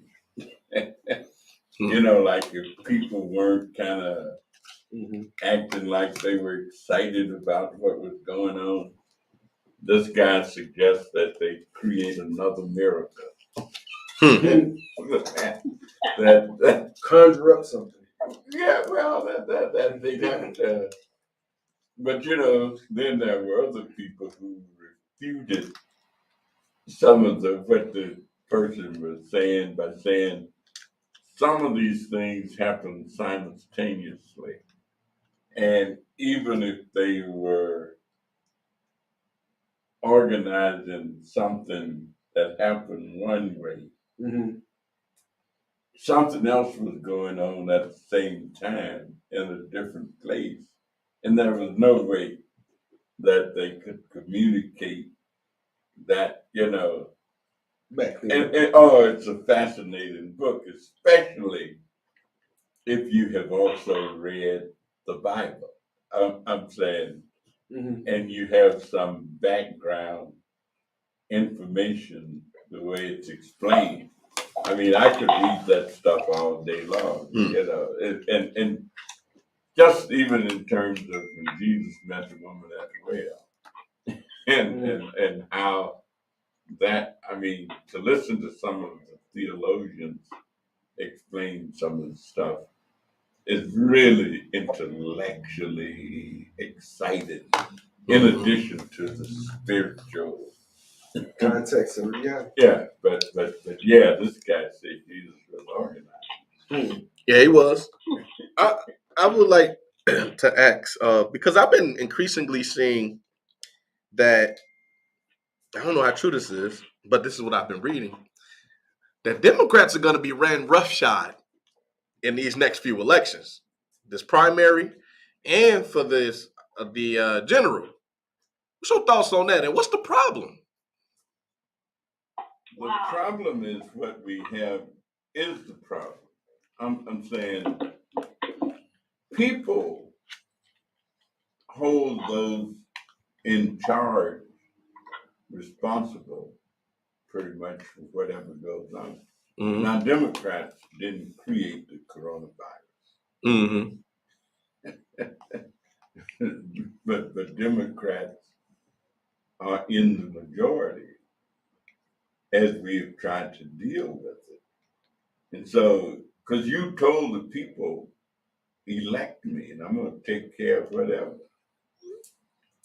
And so that's part of the problem. Democrats didn't create the war between Russia and Ukraine. Democrats didn't say to Russia, invade Ukraine. But Democrats are in charge, and all of us are supposed to be democratic republic countries. So Democrats have the responsibility of how do we deal with the Russian invasion of Ukraine. And so that's part of the predicament of being in charge. Like Absolutely, I get you. I get you. I feel that. And I feel that. Some kid come to school with a gun and slips it in and shoot up the place. Right. You're gonna have some culpability because you're the leader. That's right. You supposed to have been able to intercept that gun. But that brings me back then to if Republicans are so bad, and I do believe that there's a section of them that wants to really turn this country back 400 years, and they got a problem. But if they're so bad, why are people so much more willing to go in that direction? Because there are a lot of people who agree with you. I'm saying when you study this business of how this country has come from where it was and all the lies that have been told about, what happened. If you think there has been a certain level of brutality, barbarianism, just look at what this country did to the Native Americans. Befriended them, taught them how to grow stuff. Slaughtered them people and called it Thanksgiving. I was looking at the history. There's been more wars against the Native Americans than the wars all over the world with the U.S. Yeah, but I'm saying, people kind of welcome the Pilgrims and the Puritans and everybody. And then as more people came, let's push these people out of the way. Let's run these people out of here. and let's let certain kinds of illnesses that they don't know how to treat, Right. that we have caused them to Man. also get. Why have white people been so brutal? What in their history caused them to be so brutal? Well, is it just white people? Is it that people? I mean, I also question how 100 sailors could go to a country and leave with a shipload of black people, Mm-hmm. unless some black people there. Yeah. You're right about that. Yes, sir. We sold our people out. We definitely sold our people out. And we continue to do that today, too. Yeah, I mean, I ain't never been able to reconcile. You're right about that. You're right about that. Now, I have questioned African scholars because I've been to a bunch of African countries, and we've had these intellectual discussions and that kind of thing at universities. And the scholars in some instances have said they knew about slavery, and they knew that slavery was bad. But they really didn't know about the kind of slavery that the Europeans practiced, and the kind of slavery that was introduced to the Americas, and that the slavery they knew about didn't treat people as badly as what chattel slavery became. Now and they also say, since nobody never came back to tell them. Right. I hear that. Hey, man, y'all know how they treat them people over there, man. That's them saying that they didn't know. Right. I mean, look, hey, we did our part. We did our part.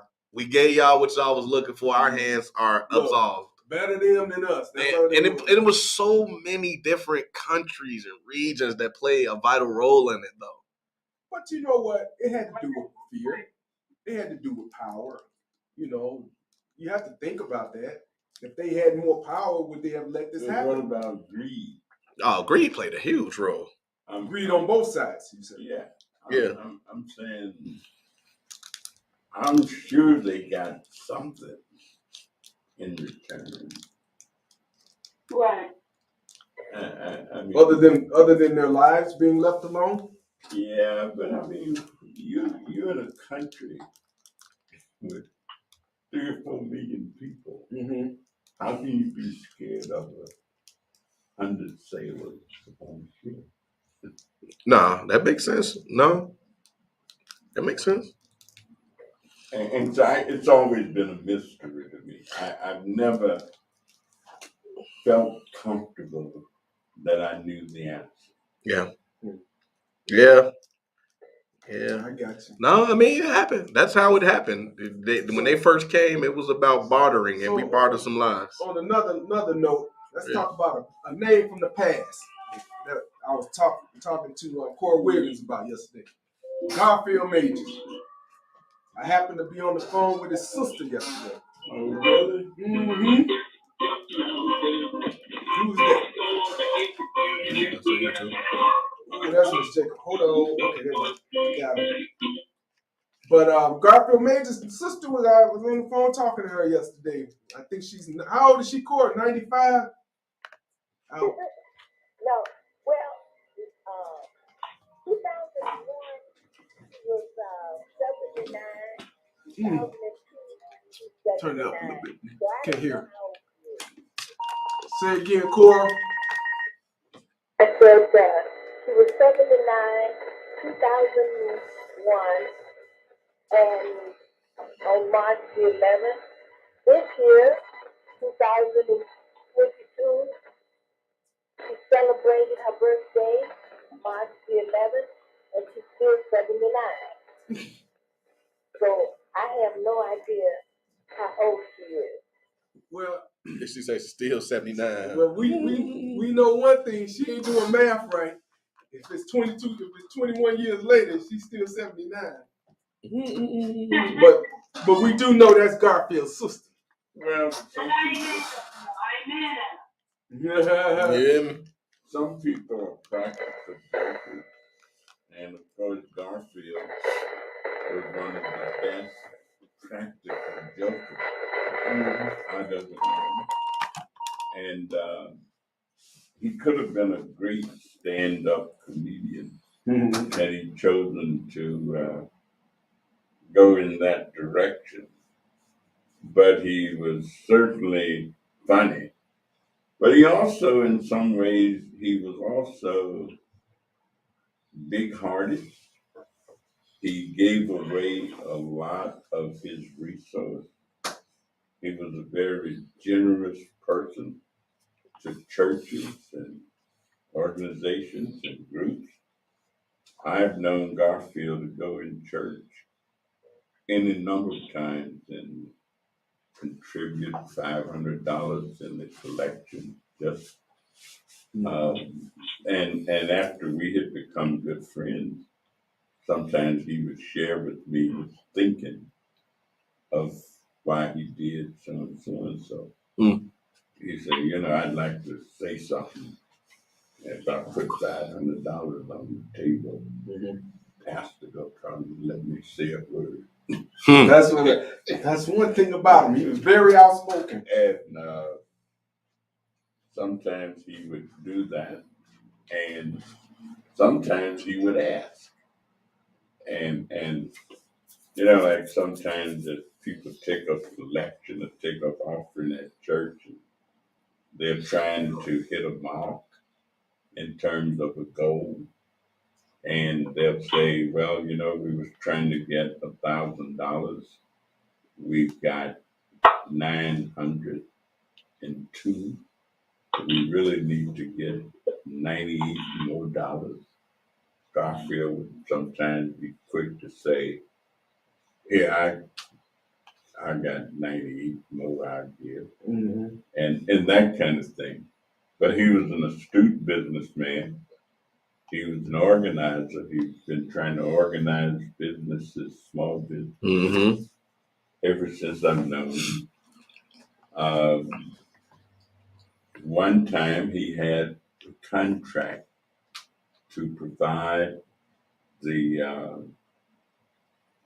pest control for all the prisons in northern Illinois. And one time he had a contract to do all of the public aid offices in Chicago. And at that point, he was to say he was a Republican, because the Republicans were in charge of state government, and they were the ones who could let the contracts for that. And at one time, his good friend Joe Coleman, who also said he was a Republican, to do the board ups and handle all the foreclosures in the Chicago area. I'm saying all of that. And Joe was an engineer by training. Joe's brother was a physician. I remember when he started a health center in Chula, Mississippi, in the Lexington Greenwood area. And so they were well educated, but they had grown up together and all. And Garfield was well educated.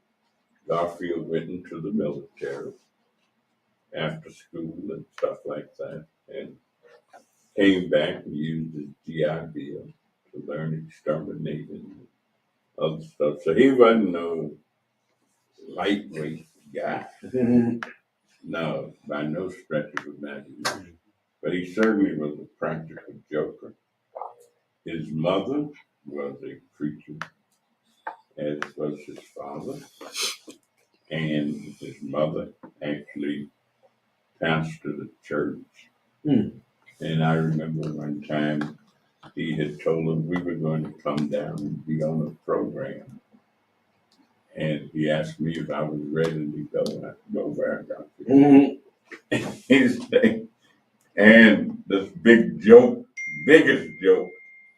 Garfield and the fellow were arguing about where they had grown up. And Garfield said, I am from Egypt. I was an alderman. And I was there, and he said, I bet you $100 I'm from Egypt, he told the guy. And the guy said, bet. And they said, well, here we're going to let the alderman hold the money. And I said, look, my name is Bennett.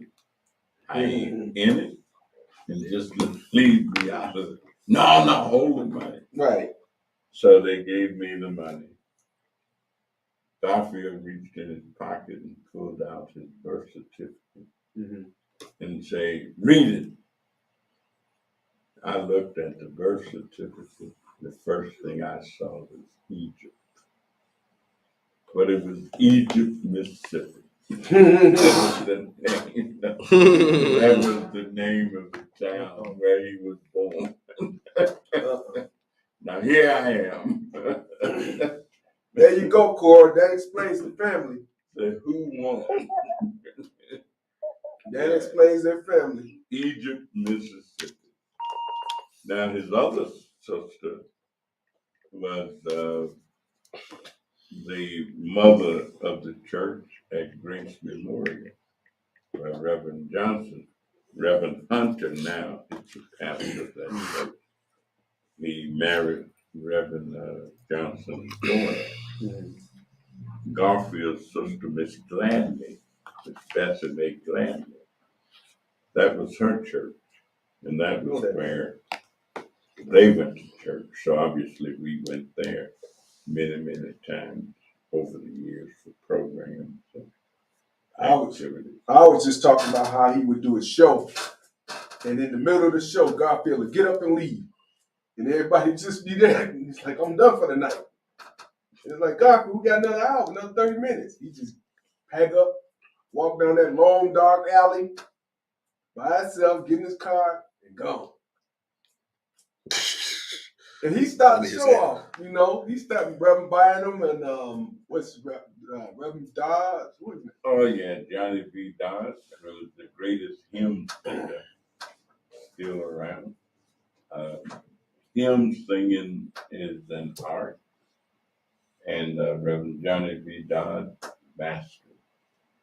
And he had one song that was, he would sing, Done got late in the evening, and the sun is almost down.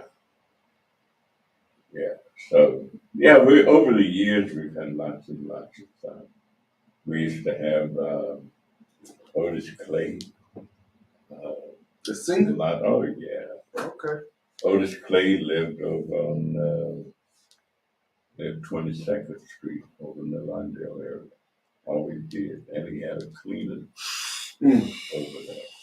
Cicero Blake also lived over there.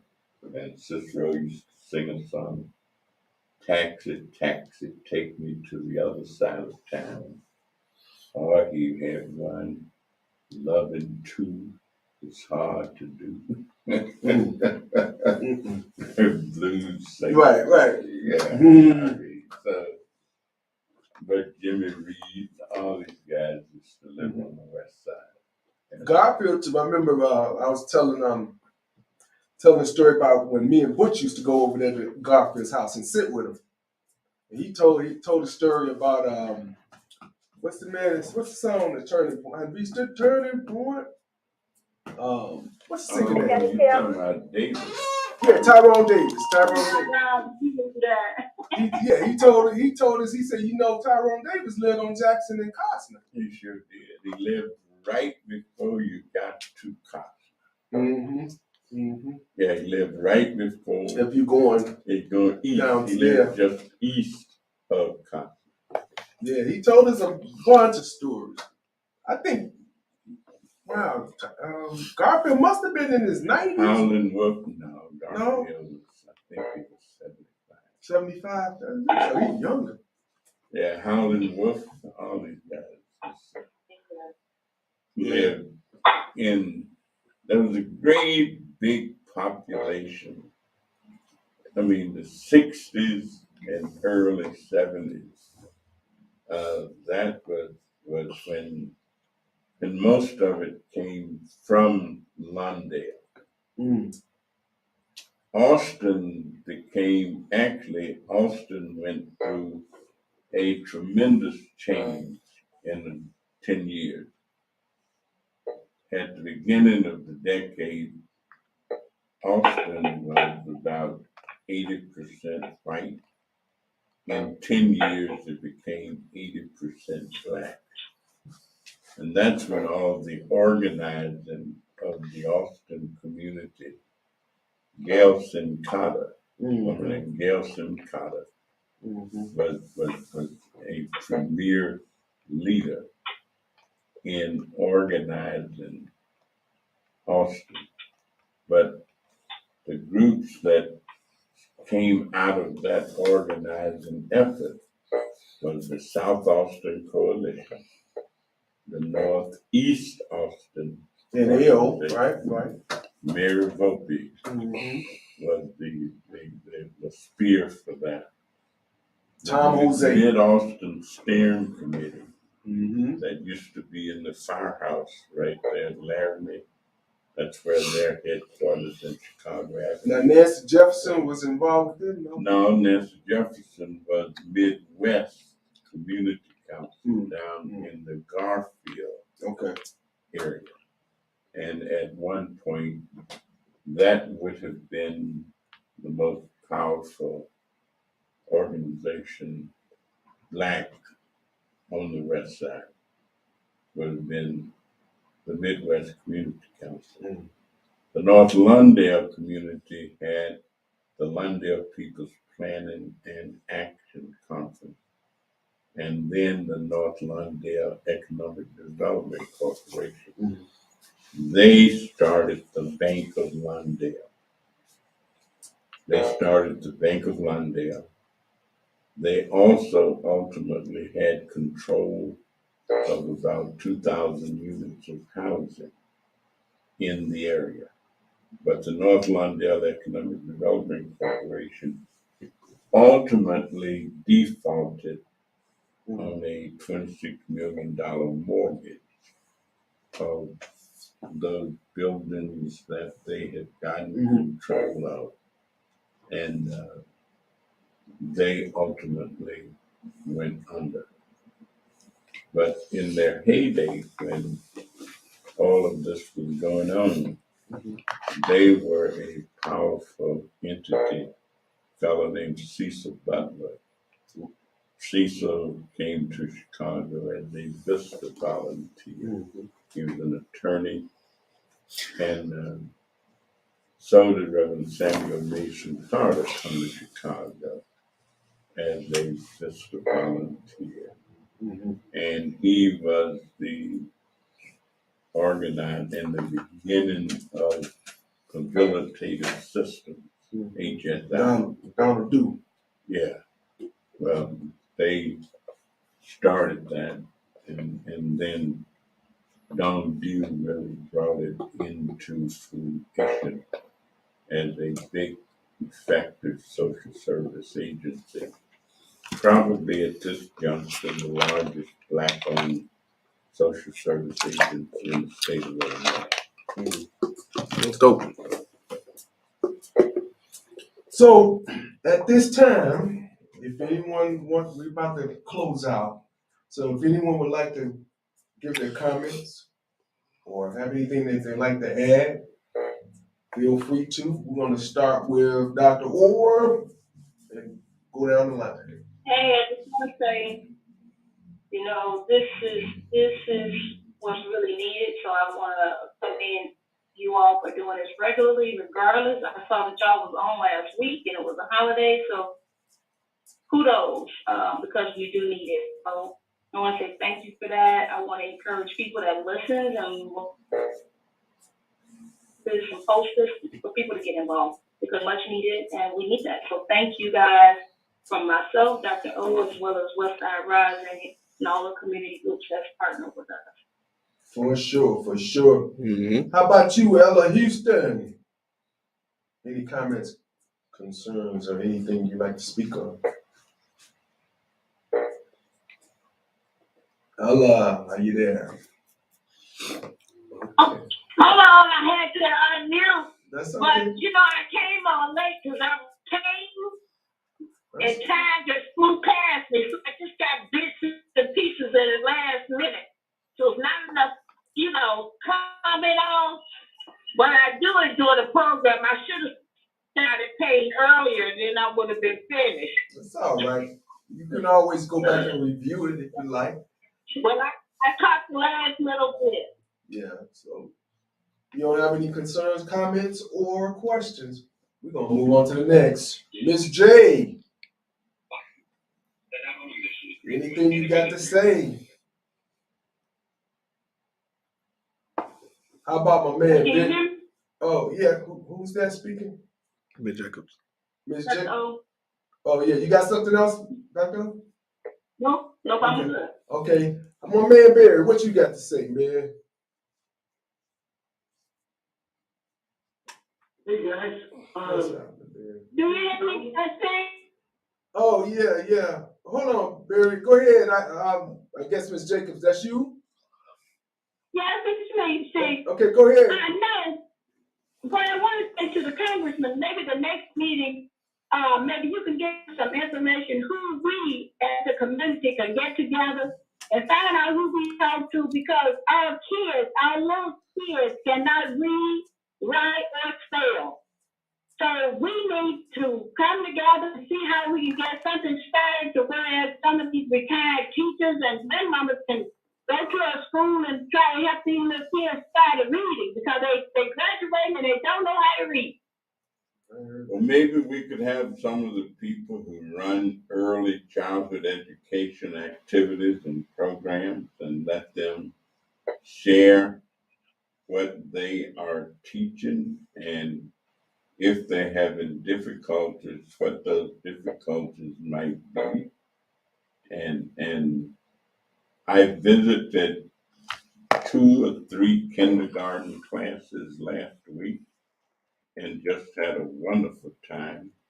I was out on the south side of the city knocking on doors one day and ran into some guys on the street who had a little store, but they also had a great relationship with the elementary school right near where they were. And they said, "Oh, Danny, would you go in and say hi to the kids?" They called the principal, and the principal invited me to come in and chat with kindergarten class and so forth. And so, yeah, we could certainly have some people. And I visited the field school last week in Oak Park, which is a little private school that has about 200 students. And I went into all the classrooms. They're going to move into the Key School. Really? Yeah, they're going to move out of Oak Park as soon as the Key is finished in terms of being rehabilitated and fixed up for them. They have bought the Key School, I think, from the Chicago Public School System. And they are a specialty school. It's a private, with about 200 students. I had a wonderful time with them last week. So yeah, we could get some early childhood educators to come in and talk about their efforts to teach kids how to read and stuff. All right. All righty then. All right, Barry, I'm sorry, but you can jump in now. Hi everyone. I really liked Dr. perspective. And I think you had brought it up in many cases about how to get more people engaged in all kinds of ways, not just politically, but involved.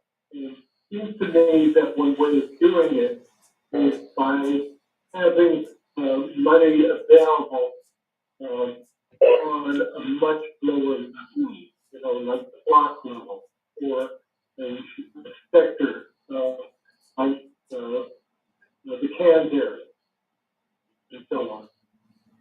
And I think if we did something like that, people would become more knowledgeable about these issues, particular issues. We get more people participate. But that's something, that will take a lot of work. And that's the work that I see us doing in Peacebrook. Absolutely. Every piece of Peacebrook has to come together, piece by piece. Right? Mm-hmm. Piece by piece. Piece by piece, get piece. All right, you, DeAndre? Or should I say, Congressman, you have anything in conclusion? The only thing that I really would say is that spring is right upon us. The weather has changed and is changing. People are beginning to venture out much more. The pandemic, while you can't say that it is abated, but the fact that there's argument over the continuation of wearing face masks and doing all of the other things, I still wear mine sometimes. Me too. Even when I'm in the car by myself, I'll find myself with face mask on. And I'll say, let me take this off. There's nobody's here with me. But I think things are beginning to let up. And I would encourage people to start back to interacting as much as that they feel safe to do. It's difficult to communicate as effectively or to generate the kind of spirit. Some people are doing it very successfully. Some churches have almost as many people as they normally have. There are some who are back to even doing their 2 services, their 8 o'clock services, and their regular 11 o'clock. And I mentioned churches because in terms of organized activity, for many of our communities, that is the only organized activity that exists. And so church is not only a religious or spiritual interaction, but it's also a social interaction. It is a way for people to socialize and interact with each other. And so I wouldn't say that, But Danny, I understand that churches are a form of socialization, but one of the rules they have is that you must be a member or associate with a member. They don't want just anyone coming in off the street enjoying the privilege of using their jail, joining their organization. Yeah, because I know that over here, you have to be a member of our church, and that's that church on Austin and McCoy. They don't have this stipulation, but everybody else. So that's not really relevant. They're not doing anything from regular kids on the street. It's members only. Yeah, some churches exist from the vantage point of within. It's for themselves and their members. And there are others. It's not helping. It's not helping nobody, but that's not reaching the masses. It's only reaching church members in their little small community. Yeah, and I say they have a right to do that if that's what they. No, they don't, because they're supposed to be about God, man,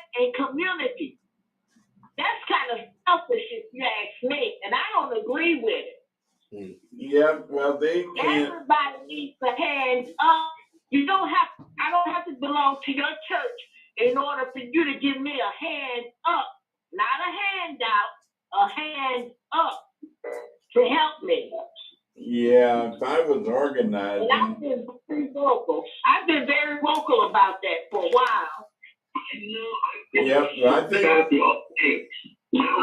Go ahead. Go ahead. Hold on. I'm gonna mute you a minute. Go ahead. Go ahead, Cons. Well, the only thing that I'm really saying is that people take their notions about religion to be sacred, and all people pretty much do. I would not advise that they operate that way, but if that's the way they operate, because I never want to be anywhere that anybody don't want me. Anyway, I'm saying I wouldn't want to go there if they didn't want anybody else. There's like some families when they have funerals and they're putting away their loved one, they'll say private, and they don't want anybody else to come. Well, when I go, I don't care who comes. I mean, there could be as many people as will come. Whosoever will, let them come. And I would not want my family to have that kind of provision. They know I'd be mad as I could be. I may come out the grave and scratch their eyes out if they do that to me. but like Mom maybe would say, her husband drank a lot of whiskey. She told me, you keep drinking whiskey like that, you're going to die. He said, yeah, if I die, I'm going to come back and scratch your eyes out. So he just kept drinking. He did die. And she got ready to bury him. She said, I buried that sucker face down. So the more he scratched, the deeper he went. Oh, wow. Oh, man. That's funny. But I understand. Yeah, I understand the privacy thing, and I also understand what should be the purpose. All right. Listen, I got a person that was been in the back room, so he wanted to jump in and say some things. You got it, twin boy. Oh, what's up? Hey, how's it going? What's going on, Steve? How's it going, Congressman? What up? What up, twin boy? Man, I'm here. What up, gang? Man, I just man, I got off work. I wanted to tap in. I ain't had time to tap in, man. It's a good show, man. Like I say all the time, I love listening to the alderman, man. Tell some of the best stories, man. The Congressman G. Man, the man said he was talking about Garfield earlier. I like what he said about Garfield, man. He definitely be giving us some life. Man, I like what Miss Houston. I don't know if you can hear me. Yeah, she can hear you. Okay, I like what Miss Houston just said in terms of the way the churches, she just want a hand up, not a handout. Like that really stuck with me. And some of the things that they was talking about in terms of the children and learning, I can attest to that by me having younger children. I have children of my own, and sometimes I've been involved in the parent teacher, the local school council, the LSC. So I've been inside schools like Spencer, and you're there. Me just being around some of the kids, I could tell based upon they learning. So it's like our school system are failing us, the churches are failing us, even the community organizers. Like I've been on this thing, and I've listened to y'all for so long, and I still find myself wondering, like, but where's the action? Like I understand, like you, my brother, you've been a part of this thing for like a while now. I think one of the things that frustrate me to no end is like what do you guys? I know you guys are boots to the ground guys, right? I know Steve, the Northwest Austin Council, and I look at something like that, the space. We got young entrepreneurs and people out here that's looking for space. And it's like, you guys, it's like, I don't know what you guys have in there, but it seems like you have the space to accommodate some of these things, even with children not learning. Like, I know that's not y'all personal, thing, but it's like, do y'all have the space available to maybe take maybe 10 kids in, put them under some type of program and say, all right, because, one of the things the congressman said was, he could get somebody out that could tell you some of the troubles that they've been having with the kids. But it's like, they have trouble. So it still would be like, what's the actions behind it? I don't know. I just, I get on and I'm listening, and it's like, man, like y'all, I know you told me before, like, would you come out to the community? And I'm like, no, I still feel that way. Like, I would not come out to the community because it doesn't seem like the community really gives a damn. Well, it depends. It's on levels. It's all levels. But back to the kids piece, we've done children's pieces over the years. But it's, you talking about Northwest Austin Council? Oh yeah, we've had. Well, what about now though? I think it's more needed now than over the years. What about now? What are you guys doing now? We need to get some dollars to do it, like we did. Right, I remember you said that too before. So my question to you, I know like before like Christmas time, you guys said, hey, we're going to put this plan together. We're going to be reaching out to the community members that we got up to, and we're going to try to figure out, there was even people on the line that was willing to say, hey, hell, I'll donate. So I'm like, I remember you said personally you was going to put the plan together, the action plan. So that's one of the things I wanted to know as well. Like, how are you guys succeeding at that? What's the action steps? Are you guys moving in any direction at all? Well, the direction that we're still moving in is based on the community in the 40 blocks. We really never left the 40 blocks because we came out of it because of the issues that keep occurring. But what we're trying to do is get these leaders more grounded and coming together. I mean, we developed the 24, but on a consistent basis, we staying with about 12 out of 24 that the other 12 need to reach back and get somebody to support them. Because they're do they watch the podcast at all? Definitely. Some of them do. Ella is one. 12 Ella's one. We got. I mean, Cora. She's not on the phone anymore, but Cora's a person identifies as a leader. She watches it. A lot of them watch. A lot of them comment. But yeah, what they got to do is they got to reach back and grab those other leaders not other leaders, but the other people on the blocks to try to take over when they're not involved. Right. I tell DeAndre on a given week, I talk to about 11, 12 people from the community with concerns. And I always tell them, hey, you need to call in. You need to get your people on your block more organized and have them call in. And that's who we really at. We really got to try to push them, like you said, the boots on the ground efforts that we put in, we got to make those fruitful. I'll also say too, we in a whole different time, man. The creation of this live show was so that we can start taking advantage of technology. I mean, okay, I got you. I mean, that's part of it. That is part of the move. We 40 shows in at this point. We started this in July. You know what I mean?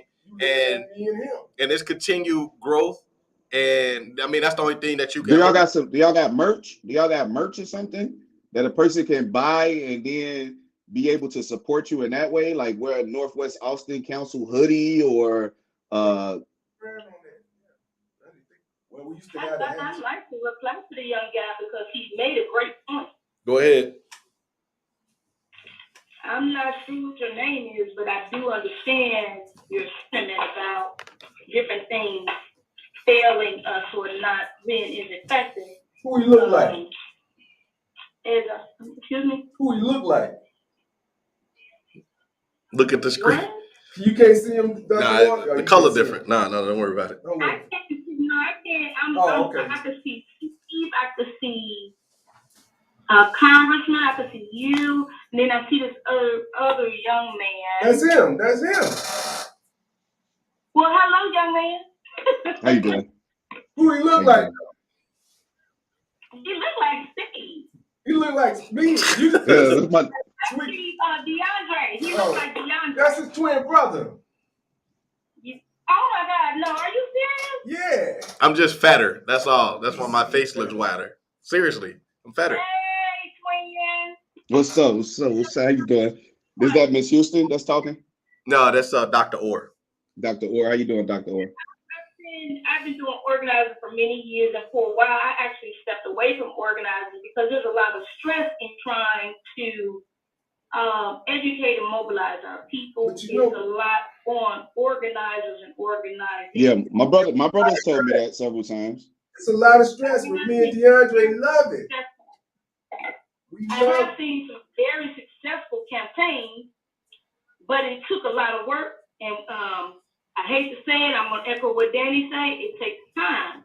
Yeah. One of the things, me personally, as somebody on the ground, connected to the community, involved in the community, from the community, and really care about the community, I have no political interest at all, is that the hardest thing to do is to get someone to take that extra step to get involved or get engaged. Then after that, the hardest thing to do is to get someone to take that extra step to go and vote. We're not necessarily dealing with, let's just take action, let's just do.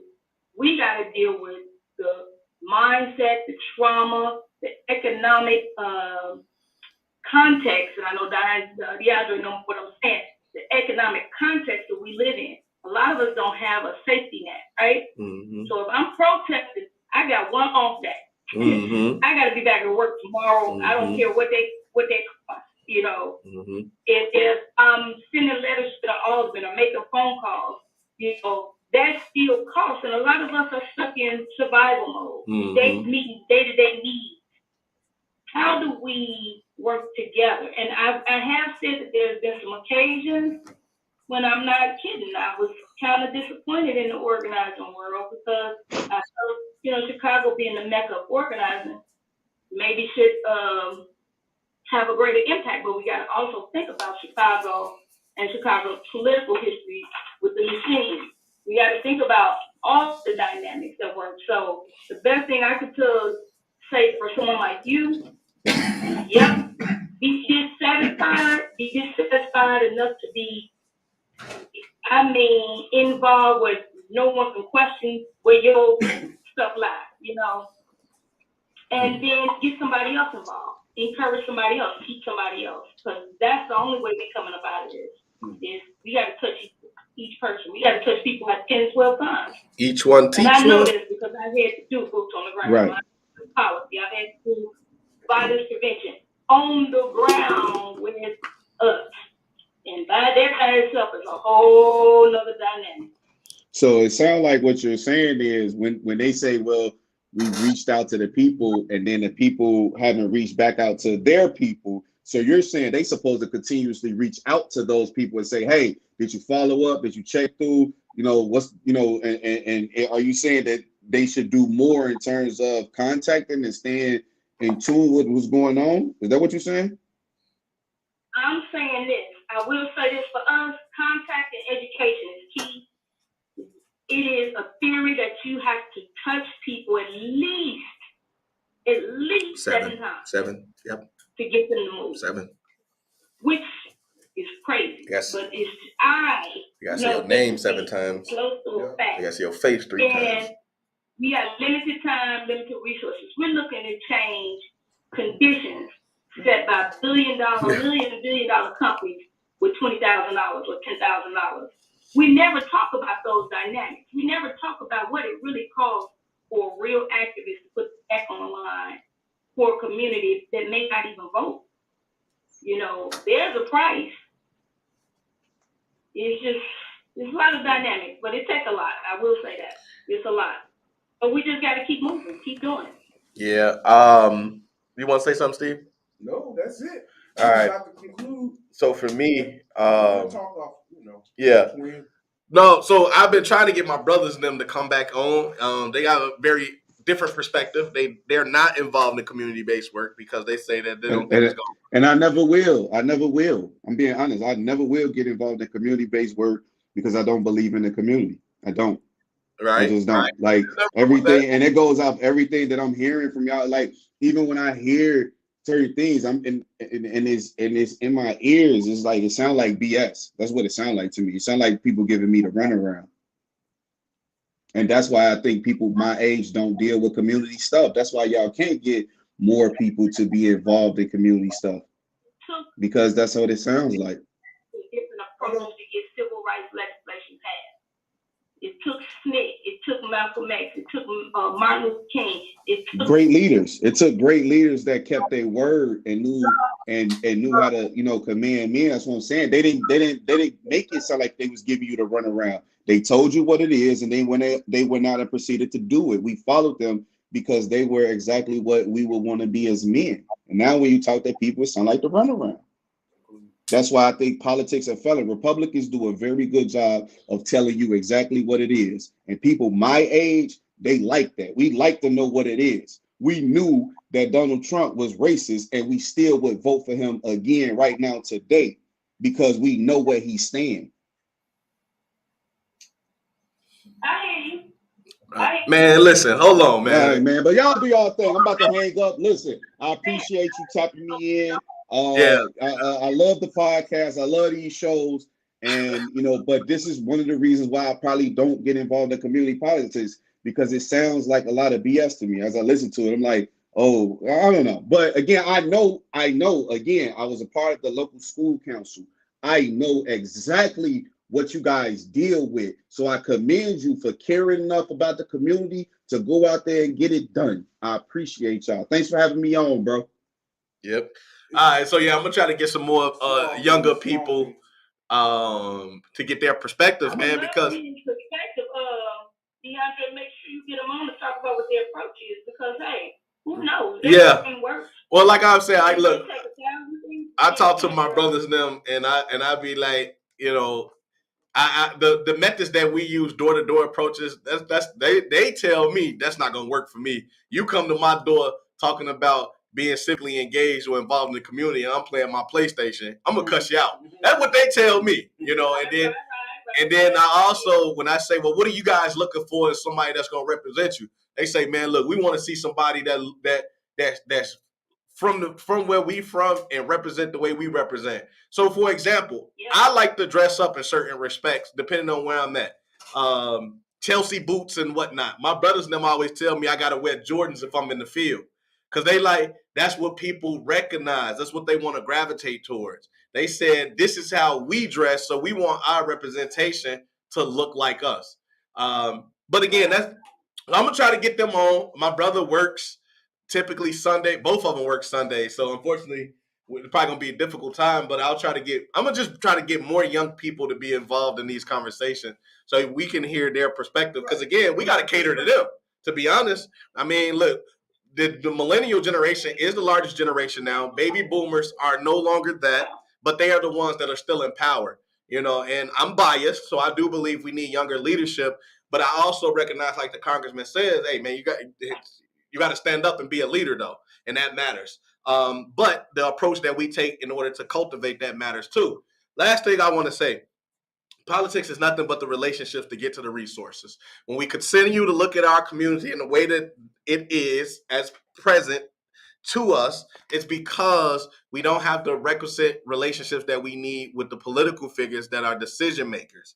The people that do get what they're looking for, the resources, are the ones that have that. So at some point, when we become more educated about the processes that work against us and the people that we put in those places to give us the resources, that is when we will ultimately start to move the needle a lot faster. I believe in change. I also believe that it should not take as long as it has already taken when you compare different parts of this city, like Logan Square, Lincoln Park, Bucktown, what have you. And we know what people go into those communities, and we also recognize their relationship with the political process is a lot different than the ones that we have now. So it is incumbent on us to become more educated and become more involved in the relationship with the political process so that we can build a relationship with the people that are going to provide us the resources.